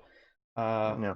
And then you have good And- stuff, like Square Enix's remaster of Sleeping Dogs, which got it a bit more attention, which it deserves. And Yeah. it came with a little DLC, which is an important thing. And Yeah. that's a really good deal. And it integrated it much better because the original one, the DLC, if you had the money, like the envelope, well, they changed the locations of the envelopes in the remake. But you also didn't have the cheat DLC activate immediately and then just give you all the stuff right off the bat Yeah. if you bought it the original version. So they actually integrated and kind of like spread it out around the game, which is a lot better.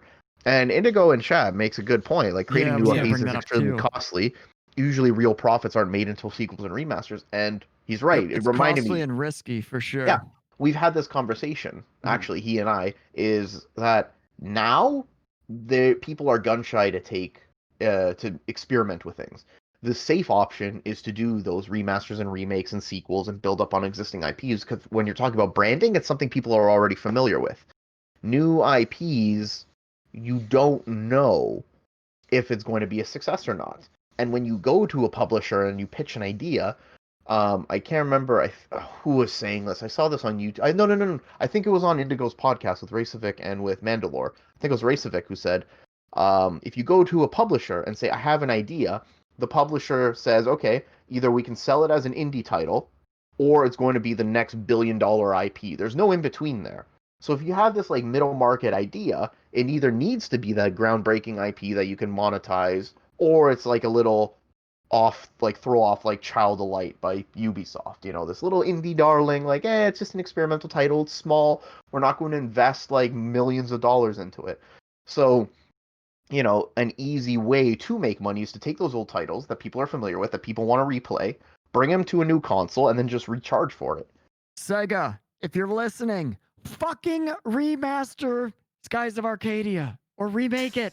I've had enough of your nonsense of saying, oh, we listen to our fans. And kiss my ass if you don't Wow, do it. that's getting mad. They but gave us seriously, Yakuza. that would be They lovely. gave us One of the gave us Yakuza. developers, though, what's his name? Let me go on Timothy. Twitter real quick, and I'm going to try to not butcher his name. Timothy Smith. No. Timothy Smith-san. No, he's a Japanese developer. His name will not Tim be Timothy, Schafer. I assure you. Is it Hideo Kojima? Because No. apparently that's the Hideo only Kojima. Japanese developer the press No. know. Segata No. Sanshiro. Segata Sanshiro. No, his name is. Wait, that's followers. He doesn't follow me. Come I'll on, never find Dust. him that way. Anyway, so Keep going. I will find it. I can't remember what point. Oh, the middle market thing that you mentioned. But yeah, that's a Yeah. fair point. I feel like Got it. the middle market. I'll let Dust jump in before I might Yeah. expose my thoughts. Did I spell it right? Oh God. Yeah. So his name is Kenji Hiruta. Hiruta. Yeah, and he was the developer on the original, and he was talking about he was trying to gain or he was trying to see if there was any traction for it still, and his Twitter exploded when he reached out. And usually he tweets in I'm assuming kanji, but he tweeted this in English, and it blew up. And I, like many others, thought that I can't think of anybody else better to lead the charge than somebody who had experience with the first to look back and go with it. But we'll see. Maybe Sega will do it. They've got other weird things under works too, but they've definitely been doing a better job listening. So Binary we can domain sit back and remake. hope.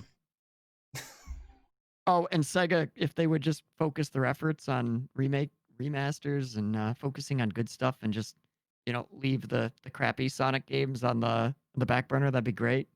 Not all of them are bad, but not all of them are good. For every Sonic Mania you drop, they also then drop Sonic Forces. I don't understand why Sonic has never been a collectathon. It seems like that would just be a fit. It was at one point. Sonic Adventure 2 Battle with the Chow system. Yeah. You kind of had to go and collect little power-ups and things that you would feed them and they'd get stronger. And there were like little battle mini games and stuff. Chow racing and stuff. It was cool. Yeah, but I just mean like in the way Banjo-Kazooie was. But they never anyway, have. I know. It would be cool. Weird. Anyway, Linko, you were saying middle market. Oh, well, one thing with the middle market now, I think this has been a topic, I've mentioned it on Twitter a few times, and I think I wrote an article for it on Game Raven many, many years ago. The middle market is kind of ignored now. It's kind of weird to think that in terms of public opinion, we have AAA and an indie, and then this whole section in the middle. And developers and publishers are also guilty of this. What would the middle market be? Would that be maybe well, it used to be Focus Interactive. CD Projekt Red was young? Sort of. Things like middle market, I would say Command and Conquer. Okay. Like the remake of that. The Mafia remakes. I'd say something like that. Okay. To an extent, I would even say Vampire Bloodlines 2, because you're talking about a sequel to a cult classic. Anything that Paradox, anything that Paradox releases, basically. Focus Interactive used to publish a lot of stuff. Yeah, there are a lot. That was their idea. Skies of Arcadia would launch. That would be middle market, I would argue. Yeah. I'm talking like original titles. So like with Focus Interactive, they were very set in this middle market area. So like Styx. Greedfall. Greedfall. Now that I think about it, yeah. Good point. Vampire with a Y. Well, Vampire was their attempt to go AAA. That was their attempt to like kind of breach into that. But I feel like the middle market is being ignored, and maybe this is a topic for the future because this is something I find another that's very middle interesting. market, guys. Got one. Kingdom Come Deliverance. Yeah, I guess it's a little more indie, but that got Deep Silver publishing, so like it kind of brought it up to middle market, really. Yeah. I guess you could say a lot of what THQ Nordic does is now middle market, and they're also cashing in on their even remakes. Night Dive, same thing. And they're doing remasters now. Mountain Blade 2. Yeah. Metro before Exodus, so Metro 2033 and Last Light, I would argue. Remasters now kind of populating that middle market. I'm not talking about remasters from like the likes of Sony. I feel like because they just have so much money inside of them, it's very difficult to call them middle market, and they're from like an established I got some more. Divinity Original Sin 1 and 2 for sure, and really that series. It's kind of never been indie nor AAA. I think with Original Sin 2, there's still middle market because it's niche, but that's. I think you're right. I think 2 maybe broke it. Yeah. It's a tricky one when you come to Kickstarters because you have the initial Kickstarter seed the money, and then you'll have the additional funding from a publisher or maybe some behind-the-scenes investor, which happens quite a lot on Kickstarters. If you're ever wondering why Kickstarter is suddenly getting a huge injection of money out of nowhere, it's not because the fans found it on a subreddit. It's usually because someone has decided to invest, and they'll do it through Kickstarter, although that's usually a risky thing. If you're going to invest, it should be something a bit more formal than that. But Kickstarter stuff, I'm sure we'll discuss somewhere down the line because it's an interesting topic, and Kickstarter's kind of seen a decline, especially with crowdfunding. It's a weird one. But remasters, and I what feel definitely didn't help was the the other stuff that happened with Kickstarter. Like, was it Kickstarter that was Shenmue 3 and stuff Yeah. like that? Yeah. That Yeah. caused problems, Phoenix Point, etc. We'll Yeah. get into that another day, That's but like things different. like that kind of goofed with Kickstarter. But it feels like the remasters kind of clog in the middle market. Now, some people might see it as benefit, and we've talked about the benefits of it, but talking about more the negative sides, I feel like if the middle market is so saturated with the idea of remasters, that it kind of pushes out the original IPs. So as we mentioned Greedfall before, Styx isn't really an original IP because it's a character from Of Orcs and Men, but most people don't know that, so it might as well be original IP. So just the sheer amount of remasters coming out, it's kind of pushing away the. It's a little bit of a negative because it's even more less new IPs. Or like even if you do like that's like running the risk of doing that, or it replaces the original IP and people don't realize it's a remake. Like I point the finger to XCOM at this one because fantastic game, it's a remake, and a lot of people actually don't know that. Wait, so XCOM 1 was a remake? Yeah. XCOM Enemy Unknown. It's all in the dash. Another It's that that little was dash. a remake, of the 1994 XCOM by Julian Gallup. See, originally cool. came out on DOS. This is the problem, though, and I guess this is also true in other forms of media that we see. Like, I believe it or not, I've spoke to someone that thought the Thing, that was obviously started off as a prequel, but kind of became like a. Sorry, it started off as a remake, then kind of became a prequel, but it's prequel. The movie. Yeah. So, I've spoken to people that are only aware of that, and it's like, oh no, it's you look at what was the film with what was the film called now? I can't remember. The one with Mark Wahlberg in and Jack Nicholson. Departed. People don't realize that Departed is a remake of Infernal Affairs. That's a remake of Infernal Affairs. There's an entire trilogy in the Hong Kong scene. It's this kind of unfortunate thing that we're seeping into, that there's so many remakes and remasters that we're kind of forgetting about the originals. And I feel like, again, this is movement preservation. While it's cool to have a remaster that makes things look nicer and maybe runs a bit easier, it's important that we always keep the originals there. And video games, in general, more than any other media, seem to have this sheer disregard, mainly because of like Wild West kind of esque licensing of the the late 70s, the 80s, and maybe the early 90s, where the licenses are connected to various different parties and people, and then they don't agree, or they split up, or companies dissolve, and then you can't re-release these older games, which is where GOG comes in. Where GOG comes in, and they specifically have a department built to try to resolve these licensing issues. Like if it wasn't for them, we wouldn't be able to get System Shock 2 released digitally. SWAT 4. But they made and this is other companies are popping up. So there's a platform called Zoom, and it's a lot of people from the old Midway days. So they have like Duke Nukem, which you can't get some of these games on GOG. You can get exclusively on Zoom. And not anymore. It's like it feels like there's more and more people that are kind of realizing that there's money to be made in there. And obviously, while that's a business thing, it's also a very important part of preservation. This is also why I like to collect old video games in big boxes. It's I think remasters and remakes are also, while they're a good thing and say, oh look, did you know about this series? It also kind of puts the originals in the shade to mainstream audiences. It kind of reminds me of, I guess in a way it reminds us of like songs, right? How you'll have the original song, you'll have covers, you'll have people have no idea that it's a cover. They'll think it's the first, right? Yeah. It's kind of the same thing with our gaming. I don't know who this Paul McCartney guy is, but Kanye is going to put him on the map. It's a risky one. I don't know if that tweet was real or not, but it's hilarious. If that was troll tier, I mean that's like A plus. But in terms of other like issues with remakes, and we've mentioned that with Resident Evil slightly, that they can kind of go on beyond the pale and become something entirely different that just has elements. And we see this with a lot of Hollywood stuff. So, example, the remake of Friday the 13th. I know this is not video games, but just as a similar example. Same principle. Yeah. Same principle. They completely changed Jason to the point where he's having prisoners. It's like this guy was like macheting up people in wheelchairs and women and older men and young women and young men. The whole point was he just didn't discriminate. And then in the remake, they try to have like some He was bizarre quite a aspect of it. progressive Yeah. individual, wasn't he? It was all about equality, Jason. He would kill everyone, including beatbox Actually, listeners.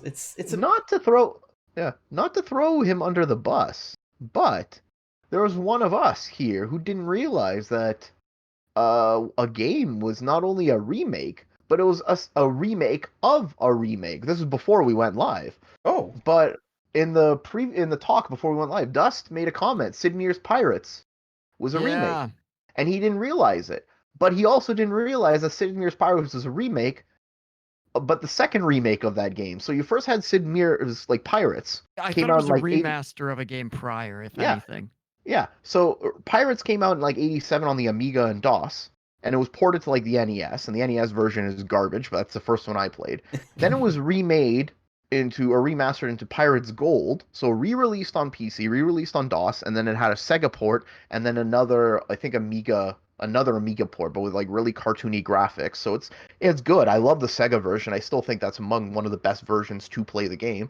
But Pirates Gold, and then in 2004 they remade it again, called Sid Meier's Pirates. And then there you have people who don't realize the history behind the game and how like the origins of what allowed it to be brought to life. yeah. So it's the same kind of principle where, it squeezes out those original titles. It's a Um, shame. I think it is a It yeah, shame. and is. if you look at Pirates, it looks like this cartoony, fun game with these like animations and silly dances, but it was always a fun kind of lighthearted game, but it was never that cartoony. Like the older ones Yeah. were a little more realistic in their Yeah. depictions. And, Oh yeah, you know, the most recent one is it's a shit show. It's real silly in its comical sense. And it's totally fun. Like I highly recommend it to anyone that wants to play a game that's ridiculous and fun at the same time. But I mean it definitely did not take itself seriously at any given point.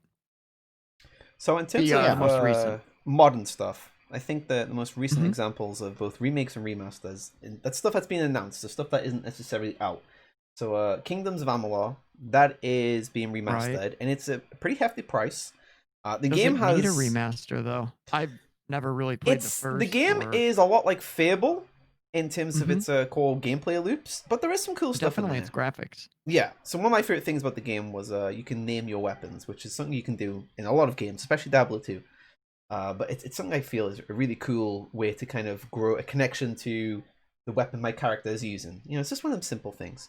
But the game overall is fine, and it has a sorted history of failed business practices. I believe an American baseball player invested in it, and then the game then yep, became Kurt part Schilling. of It was yeah. Kurt Schilling's company. He didn't invest Hmm. in it. He created a Oh, company to make the game. and then it Yep, became part of the Rhode Island government because some sort Rhode of Island. Yeah, yeah. so there's a cool story behind it, and now the game's being remastered, and I feel like I don't know if it's going to be a big success because there seems to be like some kind of weird muted celebration because obviously people have Well, mentioned this before, because but yeah, because it's a fine game. It had yeah. its issues, but it was good. The problem was that the Mhm. game was not only really expensive to make, that it bankrupted the company, but there was also some tax paying issues. So the company Hmm. folded immediately as it was released, and so there's, nothing to build up on it Yeah. almost immediately.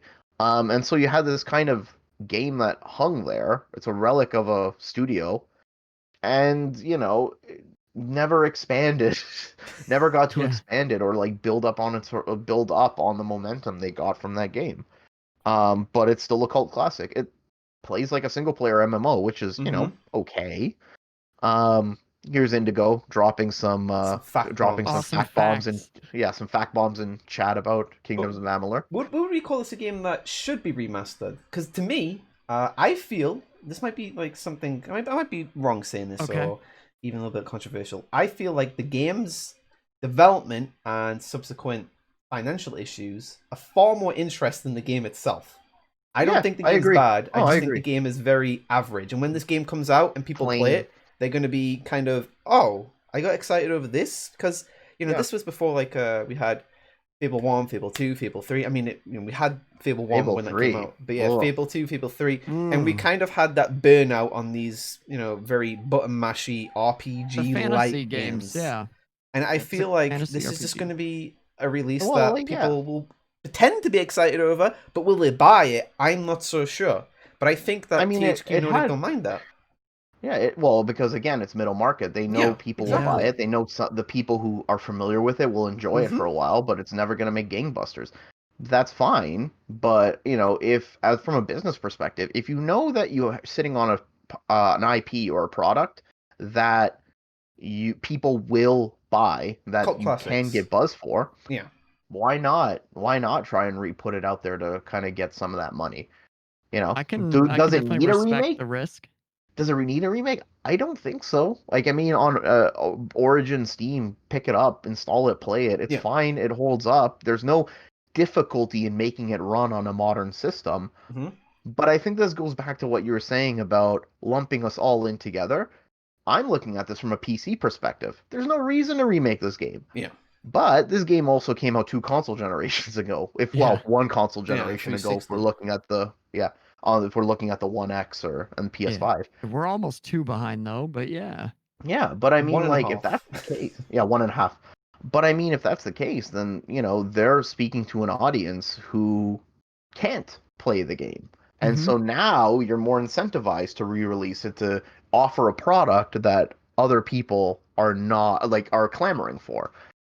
And that's something I also have to remind myself, is that, I'm not necessarily the target audience for a lot of these remakes. Some of them, yes. Yeah. Like System Shock, yes. Not so much Kingdoms of Amalur, not so much, Mafia. You know. I feel like Kingdoms of Amalur is going to be one of them games that people won't buy initially, much like the first time it released. Won't buy initially, and then it'll come to, like, let's say next summer, and it's like more than half price, and people will buy it, and then suddenly you see articles talking about, oh, it's really underrated, and it kind of becomes a cult classic A all over sleeper again. hit. Yeah, it repeats the I know if I was process. I know if I was interested in buying it, that's how I would do it. I would not Yeah. buy that game on launch. No way. Yeah. No, versus something like Command and Conquer, where I'm debating, like, do I Yeah. want to pick it up, even though Yeah. I'm probably not going to play it immediately, but it's like I really want to, I could So see yeah, I could only see a couple people maybe buying it on launch. I'm thinking the game is going to sell I think it's going to hit a decent sell rate when it's about 33% off. I think at $40 it would sell pretty well. Um and I'm not saying it's not worth 60 or it won't be worth 60. It's what people are going to be willing to spend on it, Yeah. right? And also yeah, what releases Uh around the same time, which is also something they can't control. yeah. That's a huge yeah. factor, but it's one yeah, you don't have much control over. But we'll see and there's something I'm looking at it optimistically from the it's been a while really. It feels like anyhow since we've had like a good kind of fantasy action RPG out there. Yeah. It's like It's full blown highly fantasy cuz consoleized, like so I feel like the console users specifically will eat this up. As Michelle said, it plays perfectly fine on PC. You can install it. There's no problems. It's a little bit tricky if you use a mouse and keyboard, but you can use a pad and it works absolutely fine. Yeah, I mean, I recommend, like, for most third-person games like that, I'd rather play it on a gamepad. I mean, I prefer mouse and keyboard for most things, shooter strategy games, of course, but, like, games like Grand Theft Auto, I can't imagine playing mouse and No. keyboard. I used to back in the day, but no, no. Third-person action adventure games and, like, third-person RPGs, with the exception of Mass Effect, yeah, Yeah. definitely want the gamepad. And that's not hard to do on a PC. Just plug it in, bam, there you go. And Most THQ games come. Nordic, it hmm, seems like they're the ones that are really like kind of occupying that middle market space specifically now, especially with remasters. So the SpongeBob one, and they're even making like a gimmick of it Yes. with a rehydrated. Yeah. I can't remember what the Indigo just Yeah, Battle mentioned for it. Bikini Bottom. Yeah, yeah. What was it called? The Red Faction one. Remastered. Yeah, that one. Remastered Indigo Yeah. mentioned it in the chat Yeah. actually. We'll go back to that message. He said It's going to be most, like, if it's like other There we THQ go. remasters, it's going to be a graphical one. Yeah. Like, the remastered edition was great, but so was the original. So they didn't really touch the gameplay, they just made it look prettier, Yeah. which is fine. Yeah. I mean, but I think enough time has passed between the Red Faction games where that kind of like facelift was really, really noticeable. It right. might be the same for Kingdom of Amalur, And but when we look down to Indigo's next remark, too, he says Amalur was disappointing. Lots of potential, but it was originally designed to be an MMO. Still Yeah. feels too much like an MMO without It multiplayer. really does. Therefore, in order yeah, to sell people like Indigo, you, Shell, myself, anyone listening, they probably need to go a harder remake route instead of just remastering Yeah. it, right? Yeah. They've got to Like, fix that problem so that it does feel like a single player action, fantasy RPG. and then the issue there is if you change too much, people It's aren't not the going to game. like it. Keep Yeah. Like right. Final Then you're gonna Fantasy have VII comes to mind. That's what I was Is, about to segue into. I don't think you can mention remakes and remasters, specifically remakes, without Final Fantasy we VII almost got coming through this into it. podcast. Oh, I was wondering if we could avoid it, not but no, it needs to be brought up. my views on the game are a little bit biased. I have to say, I never really got Final Fantasy VII in terms of the big hoo-ah, other than the production and obviously the visual aspect of it and the whole. Well, let me ask you this: did you play Final Fantasy games before 7? I had played Tactics actually before I played 7, and I played, I think it's 4. I played Yeah, 4 that's before why. 7, and my problem why. with 7, my problem with 7 No, is that's exactly why. Because you're like me. I played Final Fantasy 4 and 2 and 3, so Yeah. 4 and 6 before I played 7. like I'm I an honestly outlier. find 8 to be better than 7, and I'm not a huge fan of 8. 9 is my Final Fantasy 7. That's the one I love. I think that has the best. For me, it's 2. I Final think it's Fantasy going to 4. be 9 Those for Six me is- when I get to it. We'll see. 6 is the best Final Fantasy, like in terms of everything, but 4 is my favorite. But Final Fantasy VII Remake came out with so much fanfare because it's just one of them games, and it had the whole, the whole Find a fake. generation. It had the whole fake YouTubers crying at the camera. It gets mixed with like, I can't believe I have to pay £50 for this game. Oh my god, what a gift! It's like you're buying it. It's not a gift. Don't worry, it's a product. Don't worry, guys. If it was a It's gift, not they a just gift, give it it's a to us. suppository. Body slams the train. Well, that is true. There you go. I mean, name me another game where you can suplex a train, right? Well, you can Oh, play it's great, though. WWF and suplex the A train. That's about it. Ah, damn! Oh, we got it exposed. Just the post Prince Albert days. Episode 7 is canceled. It's over, party. All right. My first though, this is the bad thing. I had the worst possible first introduction or Impression? reword. I got the first. Yeah, I got the worst first impression of Final Fantasy. What game would that be? 13, undoubtedly. No, Mystic Quest. 13 was my first Oh. Final Fantasy, and the Well, reason then. for it was I was never a Sony guy. So I had the 360 at the time and went, Oh, it's finally no. coming to my system. I'll give it a try. Everybody says it's great. Disappointed the whole way through. For a while, it was what I referred to as the worst JRPG I've ever completed. Not ever played. Completed. There's Jesus. a difference. And then I went on to play 10 because somebody was like, dude, you got to go play 10. Like, you got to fix this game. Like, because I knew the franchise was still good. Which also Yeah, got a Indigo. remaster. Speaking of railroading, Really the good one, whole by the damn way. thing. Yeah, I had the Vita version, the remaster of 10, which came with 10.2 on 10 the was Vita, good. and it was great. That It was really great. good. Yeah. I hate Great. Titus. I don't like 10 Yeah, because of Titus. Titus. Exactly. I think on the count of 3, we should all do our impressions. You ready? By the way, I have a voice clip. Apparently it's Titus, too. Titus. Yeah, Not that's Titus. what I've heard. Titus. Get ready for this, guys. You ready for some amazing voice acting from The Witcher? Uh-oh. I have it on my sample board. Oh, boy. Kind of like that. It's one of the little girls. Yeah, no, 10 is a great remake. Like the way they changed the boards, like you have 2 options, the original option and the new one. Mhm. And the Final Fantasy remakes or the remasters have been awesome because they add so many quality of life improvements. I no longer have to grind for hours on end. I can get through a JRPG and keep my sanity intact, you know? It's a fresh True. time. It's what a time to be alive. Now, if they would do the same, give the same treatment to the Dragon Quest games, damn, I'd be in heaven. Like, I mean, like not the mobile. Like, I know they re-released Dragon Quest 3 on Switch, but it's based on the mobile one, Yeah. which is like a kind of remake of the SNES. I'm talking about the SNES remake of Dragon Quest 3. We're really going back. In Japan, there was a SNES remake of Dragon Quest 3, and it's objectively the best one, better than I think the Game Boy Color version, personally. Give me that on PC with the same quality of life improvements the Final Fantasy has. You know, give me Dragon Quest 1 through 6 on PC with those quality of life improvements. I'll be happy for a while. But what about Final Fantasy VII Remake? I haven't Did played it. anyone? I have zero I interest haven't in played it. I have Oh zero wow! interest Well, in we're playing it. really equipped to talk about this topic. But what's Yeah. the I reason why like you Final haven't Fantasy played it? VII. I like Final Fantasy VII. I watched the videos for the remake. I don't particularly care for the combat system, Yeah. and I heard the ending was really, really stupid. Well, And then Yeah, I I looked believe what the there's ending more for the games game to was. go. yeah, Yeah, it's the They're first looked at episode, completing. right? It's the Yeah. first episode. They're splitting it up. Yeah.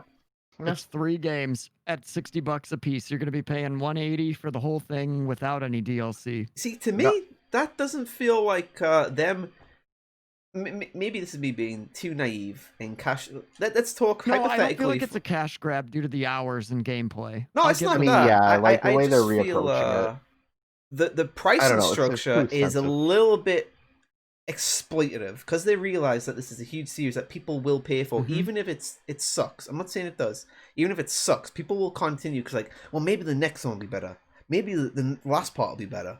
And I feel like charging 60, well, in England it'd be like 50, 55 quid for Yeah. 3 episodes to complete one story, and they're not self-contained games. They're just essentially chopped up No. bits.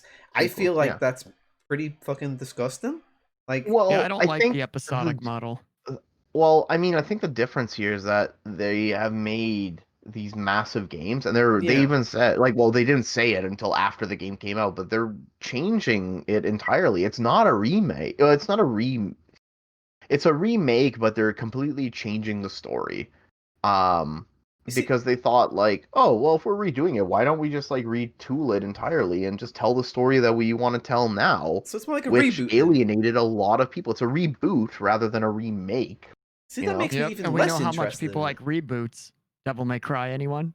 Devil May I Cry will 5. defend. I will defend the DMC. Still better than DMC reboot. remake. I like that game. Really? I like that game, and I know that the combat system is very, very, simple and My problem's simplistic. with Dante, not the. Well, the thing is, I don't hate the Dante. I don't particularly like him, but it's everything else in that game that I enjoy. I enjoy the environmental That's fair. design. I enjoy the kind of audio, the music loops especially, and I enjoyed some of the boss battles. And I remember there's 2 levels in particular, and I know this might sound a bit edgelord to say. I really enjoyed the boss battle where it's the TV presenter, the news guy, and the one running a club, and it kind of it feels like an experience. It's not just a boss fight. And it was the one time during that game where I was like, oh, this is actually really good. It's just a shame it's in this okay game.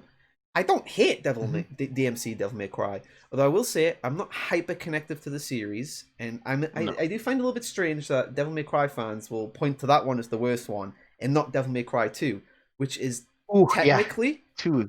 Well, because 2 had real Dante in it. yeah, I know, but it's still technically terrible. The AI is awful. unresponsive. I can't wait to give it a try and complain. The story Oh sucks. no, it's so bad. It's so bad.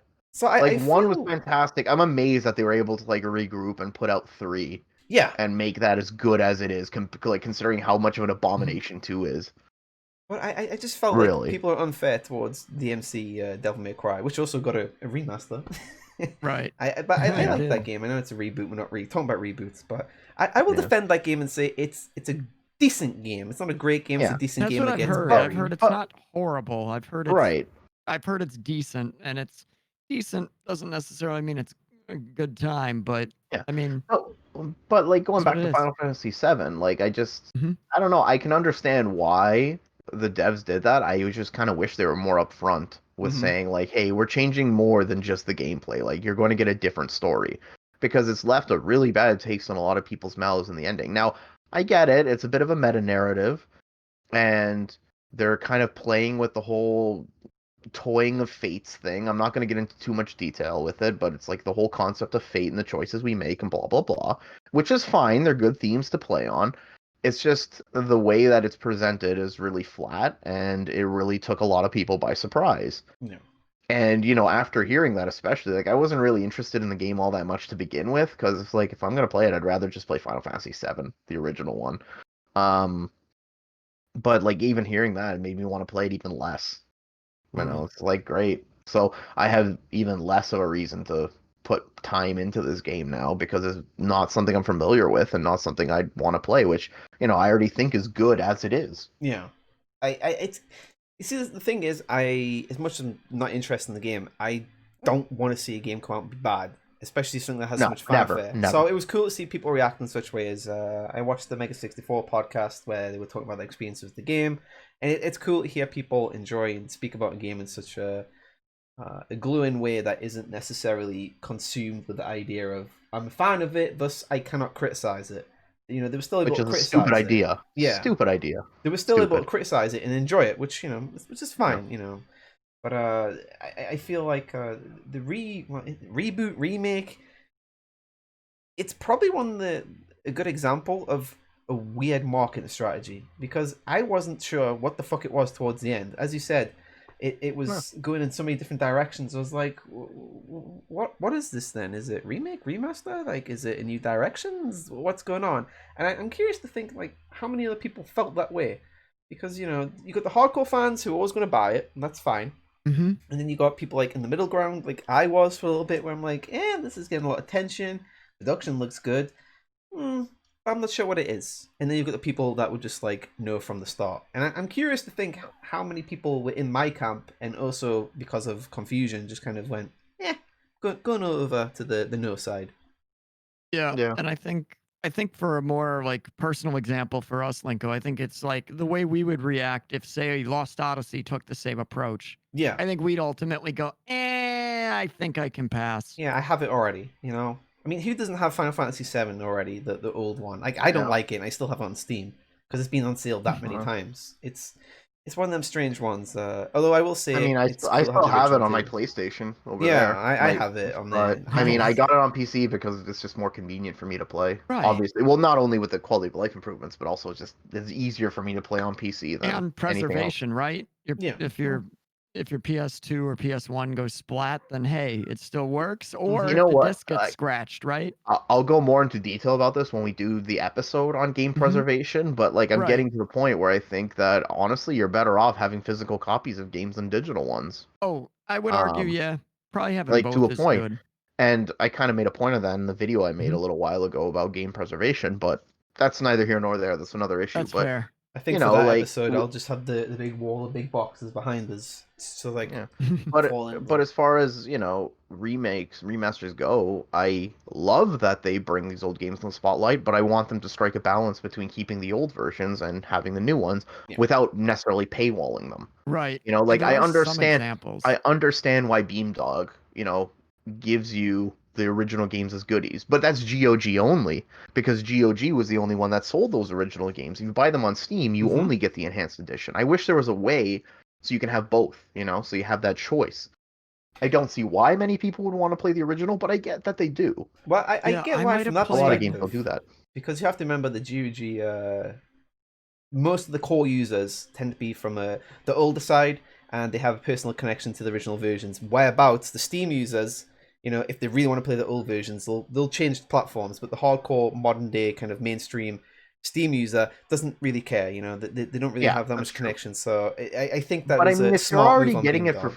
If you're already getting it for free on one platform, why not just upload it to the Steam app database and just offer it as like DLC, like as a separate executable? Maybe there was some deal that went behind the stage. Maybe there was some kind of relationship preservation, which happens quite a lot, surprisingly, between indies, publishers, developers.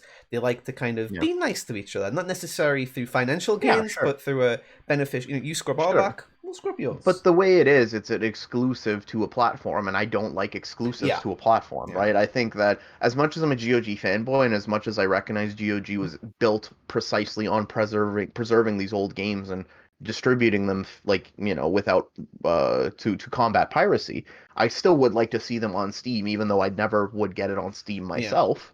I want to see it on all the storefronts available. Yeah, I mean, one thing I would really like is for SWAT 4 to be on Steam with a functional multiplayer that's nice and smooth. But unfortunately, it's not going to happen. It's stuck on GOG. Right? We could talk about till Dick Docks about the output of different storefronts, but it's a shame that I feel like some companies that were known for preservation are kind of moving away to that to try and chase a higher dollar. But it's going to happen. It depends with the politics within the company and the higher ups. I just hope that doesn't happen. I hope there's always going to be one company that preservates stuff. Because as much as I like collecting my old big boxes and having physical copies. There's nothing nicer than just, install, play, boop.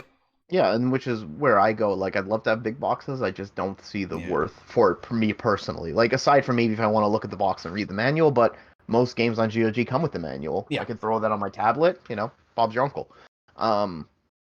So, but no, the more remasters that we get, I would say that it's good for definitely building up that hype and It's a good maybe marketing encouraging tool. people to look at those older games. Yeah. A lot of them are good. A lot of them are, they could be. Like, I remember Bioshock remasters when they came out were really rough around the edges. Yeah. And apparently the AI Yeah. behaves differently too in both of them. I tried the Bioshock remake and instantly, well, not remake, a remaster. In about 2 hours in, I was like, no, and no more, because it didn't perform very well. It actually looked worse in some areas, which was a little bit weird. I don't know if they went too far on the bloom and some of the lighting effects, and it kind of just made a mishmash and made it look kind of blurry.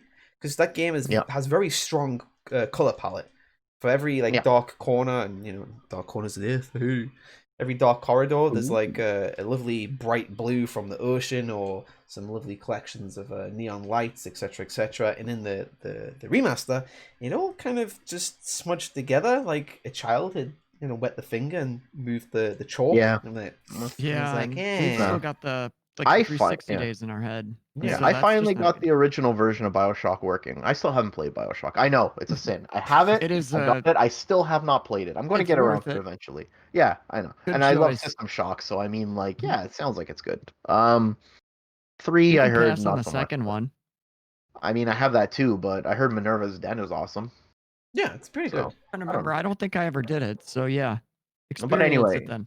yeah, so anyway, I will eventually get through those games, but this is what I do when it comes to remasters. If there is reason to go, I have the original installed. I'm not even touching the remaster until I play the original. I did the same thing with Half-Life. Like, I intentionally, mind you, I played it before, but I would not want to play Black Mesa until I played the original Half-Life. And I have, so I'm excited for Black Mesa. I played a bit of it, not the full thing. But I'm the kind of person where I just want to experience the original before I go through the remaster or the remake, if possible. That's a good point. I'm glad you brought Black Mesa up. Because I because feel Black Mesa is excellent. Black Mesa is probably one of the best examples of a remake that does arguably more to make the world more compelling, and it's all down to Zen. Zen in every Half-Life game sucks. I love Half-Life to death, but in every single Half-Life game that Zen appears, it's horrible. It's a horrible slog. And I was like, okay, Black Mesa announced, cool. I played the mod, then bought the game. And I was like, oh, I wonder how they're going to handle Zen. Because if, the original guys at Valve couldn't handle Zen, how are these guys going to do it? And some of them aren't full-time, video game. They don't work in the industry full-time at that point. And then Zen came out not that long ago, played it on stream, and fuck me in the eyeballs, they somehow managed to make it not only more compelling, an enjoyable experience that also had some amazing environmental storytelling, which made the entire Half-Life universe feel a little bit more, I would say, enhanced, but at the same time, it doesn't ruin that level of mystery. Because I feel like in video games now, there's a tendency, a sin, where you need to be told everything. And I don't think Half-Life, you need to be told everything. The mystery is one of the most compelling points. We don't need to know who G-Man is, exactly. We don't need to know everything. No. Keep it simple, keep it mysterious. Same with movies. Yeah. Like, you're allowed to come to conclusions based on hints. Like, not everything needs to be told. Exactly. There are things that are allowed to remain mysterious. And Zen does that. It has these little elements which sprinkle little seeds like, oh, okay. And you start thinking about it, and you find yourself linking things up organically. And then by the time the whole Zen part is finished, you just sat there. The last boss battle, okay, arguably not the best. But overall, Black Mesa is such an incredible achievement of taking a bona fide classic, and it is a ballsy move to remake Half-Life. It is big steel balls dragging across the ground, screaming move, and they nailed it. And I know some people have some issues with like a weapon balancing and how you get, because you get weapons in different order in Black Mesa. Yep. But overall, I think it's such a great example of how to remake something, arguably do some sections better, definitely do some sections better with Zen, and make it a still compelling, profound experience. Which as soon as you're finished, you're like, wow, that was fucking great. That was great. Yep. And that's all without the AAA budget as well, which is Wow. Impressive to say the least. And so to our fans, tune in next week where we do this podcast one more time, but we're just going to remake our podcast on remakes. So next week, same topic. No, I'm kidding. We're not going to do that. Though we I've will already got cut it sorted. the Right, 10, ready? 15 minute Oh, look intro. at that. This remaster is now worse because we got rid of some assets. Oh, look at Wow. that. Yeah. Just That's floating the in Remasters. space. EA. That's the Oh, EA there you Next go. Edition. Yeah. Same price, less features. No, it's more Yeah, expensive. gonna and buy it. we're not even going to have all the same content that we did this week. No, we're no. going to actually cut content out. Which It'll reminds just me of the be best an empty webcam. The best example of EA doing that was, I forget which NHL year it was, but basically the franchise mode was not finished and they dropped the game. And there were other Oh. features missing. My But you favorite better were the believe it. my My favorite were Ultimate Team the was Wii ports of ready to FIFA. go. Yeah. The Wii ports of FIFA were just basically the previous game, but with just Legacy. changed rosters. Legacy Yeah. Nice. editions. Legacy edition. Yeah. Well, we've Anyway. covered it a lot. For our final closing thing, I will ask you, fine gentlemen, and anyone in chat, one game to remaster and why, and one game to remake and why. And I'll start with Charles just went. So he's not ready. So I'll start with I have to Dust, think about that, as yeah. he's silently prepared. Yeah. Oof. And I guess while they're thinking about that, I'll mention one that I'd forgotten about, but Bennett brought up earlier, and that was Persona 5 Royal. Oh, That basically was those are they're not remastered visually, but they add more to the story, right? They remaster the story or they add to it. Yeah. And we're a bit torn on that. I enjoyed it a lot, but I also get where the criticism is that they dumbed down some things. They made it feel like if you paid for the original full price and got through it all, then you come back again and it's like, wait, did I buy an alpha version of the game 3 years ago? It didn't have a complete story. Like, what the heck? well, I will tell So, you what game I would interesting love one. to see remastered. I have a cheat because there's two. We mentioned this, and I think this is why I said two because you'll probably say I it. got mine. Lost Odyssey for remaster, or Golden Sun 1 and put it on the Switch in the style of like the Octopath Traveler, the 2.5D. Mhm. I fucking love Golden Sun. I love to see it. As for I love remake, Golden Sun. So good. it's beautiful. So good. It's beautiful. Oh, As for man, remake, it's a weird one, and you'll probably say, why that game? I would love to see either Stonekeep remade with full FMV or Phantasmagoria full FMV remade. They did it for Night Trap. They did it for Night Trap. They did it for what was the Zombie Island one? Killer with the something. Corpse Killer. Corpse Killer, and they did the other one. And the hacking one. Yeah, but I'm talking about remake. I want these games remade with full FMV still. Modern times. So something similar to like Tex Murphy, which I know it's a sequel, but same idea. Great game, by the way. Great game. Tesla Effect. Well, check it out.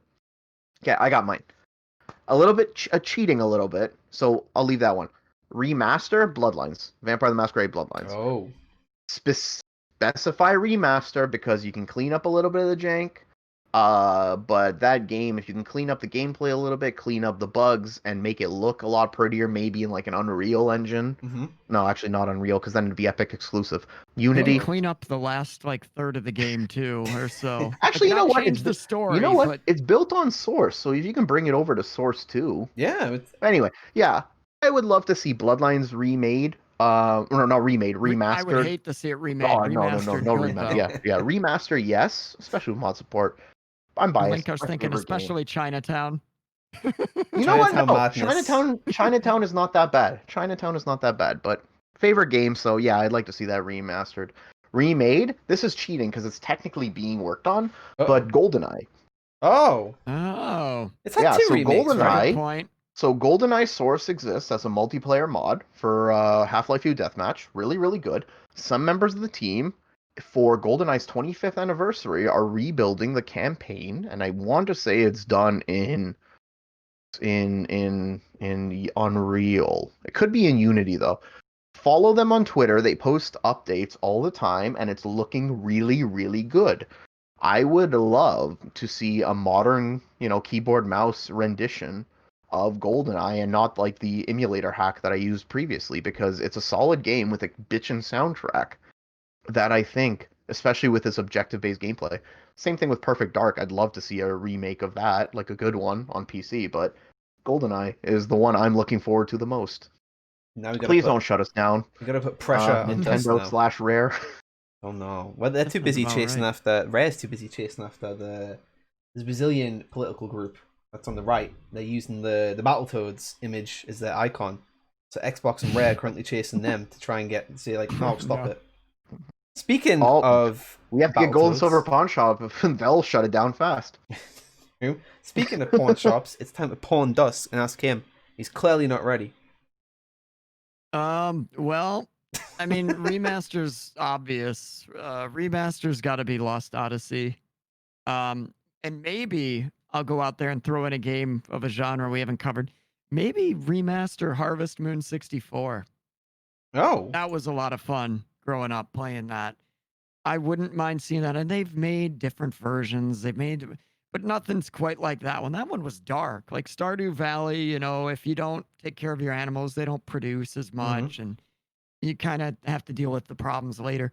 This one, you don't feed your animals properly, you don't take care of them, they can get sick and die.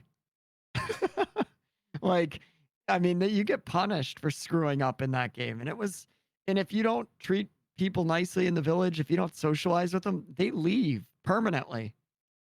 it's a bit like real Like, life. it was interesting. Certain characters would actually leave and never return in the game. So that was an interesting reality check growing up playing that and going, whoa, like Just there's leave. there's some dark elements in here. Like, and then and then I played it a different way and, started talking to people more often. And sure enough, they stay. But so that's probably that category. Remaster or remake. I would say Skies of Arcadia didn't age well. So it's probably got to be remade. Maybe get rid of random battle system for one. Yeah. If it had and it can still be turn-based. I don't really want an action game. So I don't probably really just like the adopting the action Lost style that seems popular now. probably adopting the Lost Odyssey style would be good. And the action isn't always good. Like the Tales of games have been getting progressively worse with like each generation now. Like I feel like Vesperia was the last one I enjoyed. Zestiria was pretty bad, and Berseria, while the character, I don't even know what I liked better about it. I guess the combat was a little better, maybe, but the story was potentially even worse because the antagonist was garbage. I don't know. But like everyone's like, oh, Tales of Arise is coming. And I'm like, man, I'm expecting a huge disappointment. I'm missing out on the start of this. But Chad, if you're like me, Dust just like spat out a whole bunch of Greek, and I have no idea what he said. So yeah, I'm just exactly. listening. I'm listening because I'm interested and I love the guy and I want to know what he's saying. I don't know what he's talking about. This I'm is just how I kind of like felt here, like, during yeah, the words, Japanese games. stuff. this is how I feel about some of the older stuff. But the Tales It's all of good, man. series.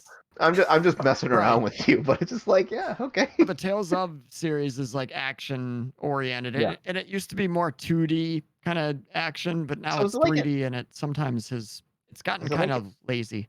is it Go like an ahead. action JRPG? Yes. Like, okay, You basically it's like a JRPG traditionally normally. And Mm, you'll get caught in a random encounter, and then it's like it's an action JRPG within like a little like battle zone kind of thing. right. Right. Okay. But I don't know. Like even So, though is it- turn-based is slower, I prefer it to that. so does this have the kind of like same battle system that your typical Square games do, like the active battle system with the bar? No, nothing like There's a that. bar? Oh, It's active where you're using like full-on combos and stuff. oh, okay, neat. But it can still get kind of lame. I don't think it's the gameplay necessarily as it is just the effort in the game, but I digress on that. What else is there? I mean, Skies of Arcadia would probably be the top of my remakes. I'm trying to think of what else really. Because turn-based, or sorry, not turn-based, but random battle encounters are just, oh man, it's a thing of the past. And it's like, it's funny because the remaster of it dropped the amount of random encounters by half. And even then, that doesn't Still feel too like enough much. sometimes. Well, we all have our answers. Oh, I will say this: Ubisoft, if you can spend the resources to remaster Assassin's Creed 3, no one wanted that. You can spend the resources to remaster I forgot Ubisoft. they're doing Listen that. to me, Splinter Cell. Bring back Splinter Cell.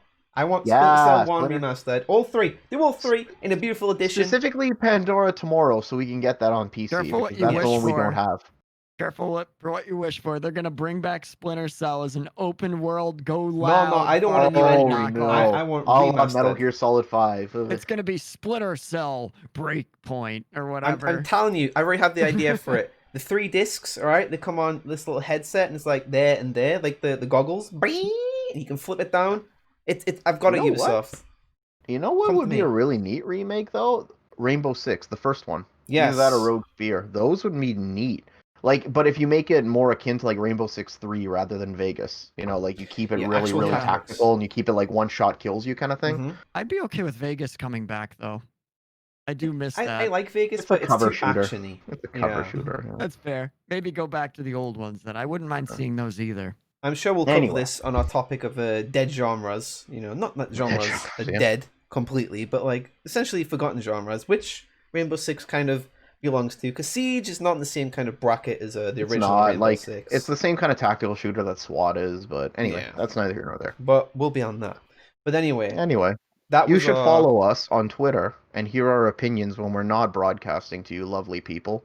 Don't follow me on Twitter because I hate Twitter. All right, don't follow. Follow Actually, don't Shah. follow us on Twitter because I need a reason to stop going to Twitter as often. Yes, but there you go. To be You honest. can find Charles' YouTube link and Dust's Twitch link.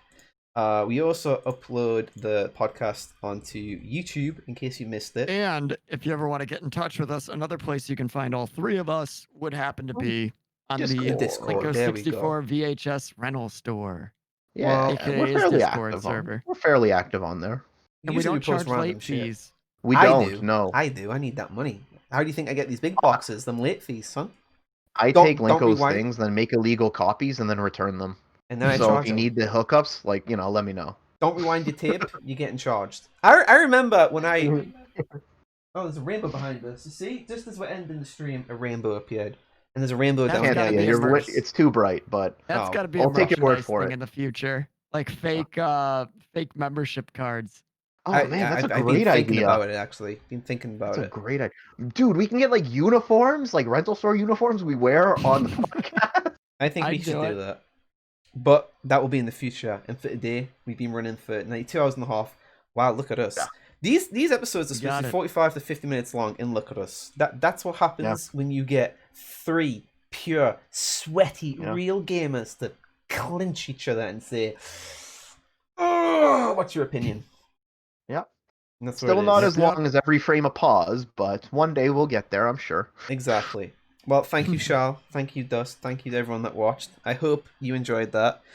Next week will probably be our first real deep dive into a big, thick, meaty topic. So you can expect us to probably stream for like 7 hours then. Oh yeah, ooh, But it'll be fun. ooh lad. But remakes, remasters, I'm sure we'll mention the Mafia remake when it comes out, whenever that is.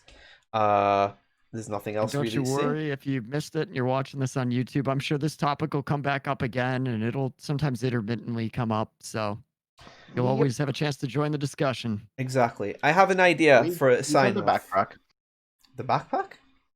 We tend to backtrack. I said, Oh, on that is topic. true. I thought it was and my bring stuff backpack. I up. was like, I ain't got a backpack. I have one final way that we're going to say goodbye. On the count of 3, we're all going to do an impression of a video game character. And that will be the end of the stream from there. So, okay. 3, 2, 1. Still, everyone's going to say it at the same time. No, I'm doing my impression right now. I'm Gordon Freeman. Oh, fuck. You got me. You got me. Well, All right. thanks again for coming to our corner of the internet, everybody. I'll change it. On the Episode. count of 3, everyone has to do the Okay. Titus laugh. All right, that I can do. All right. Ready? 1, 2, 3. Ah!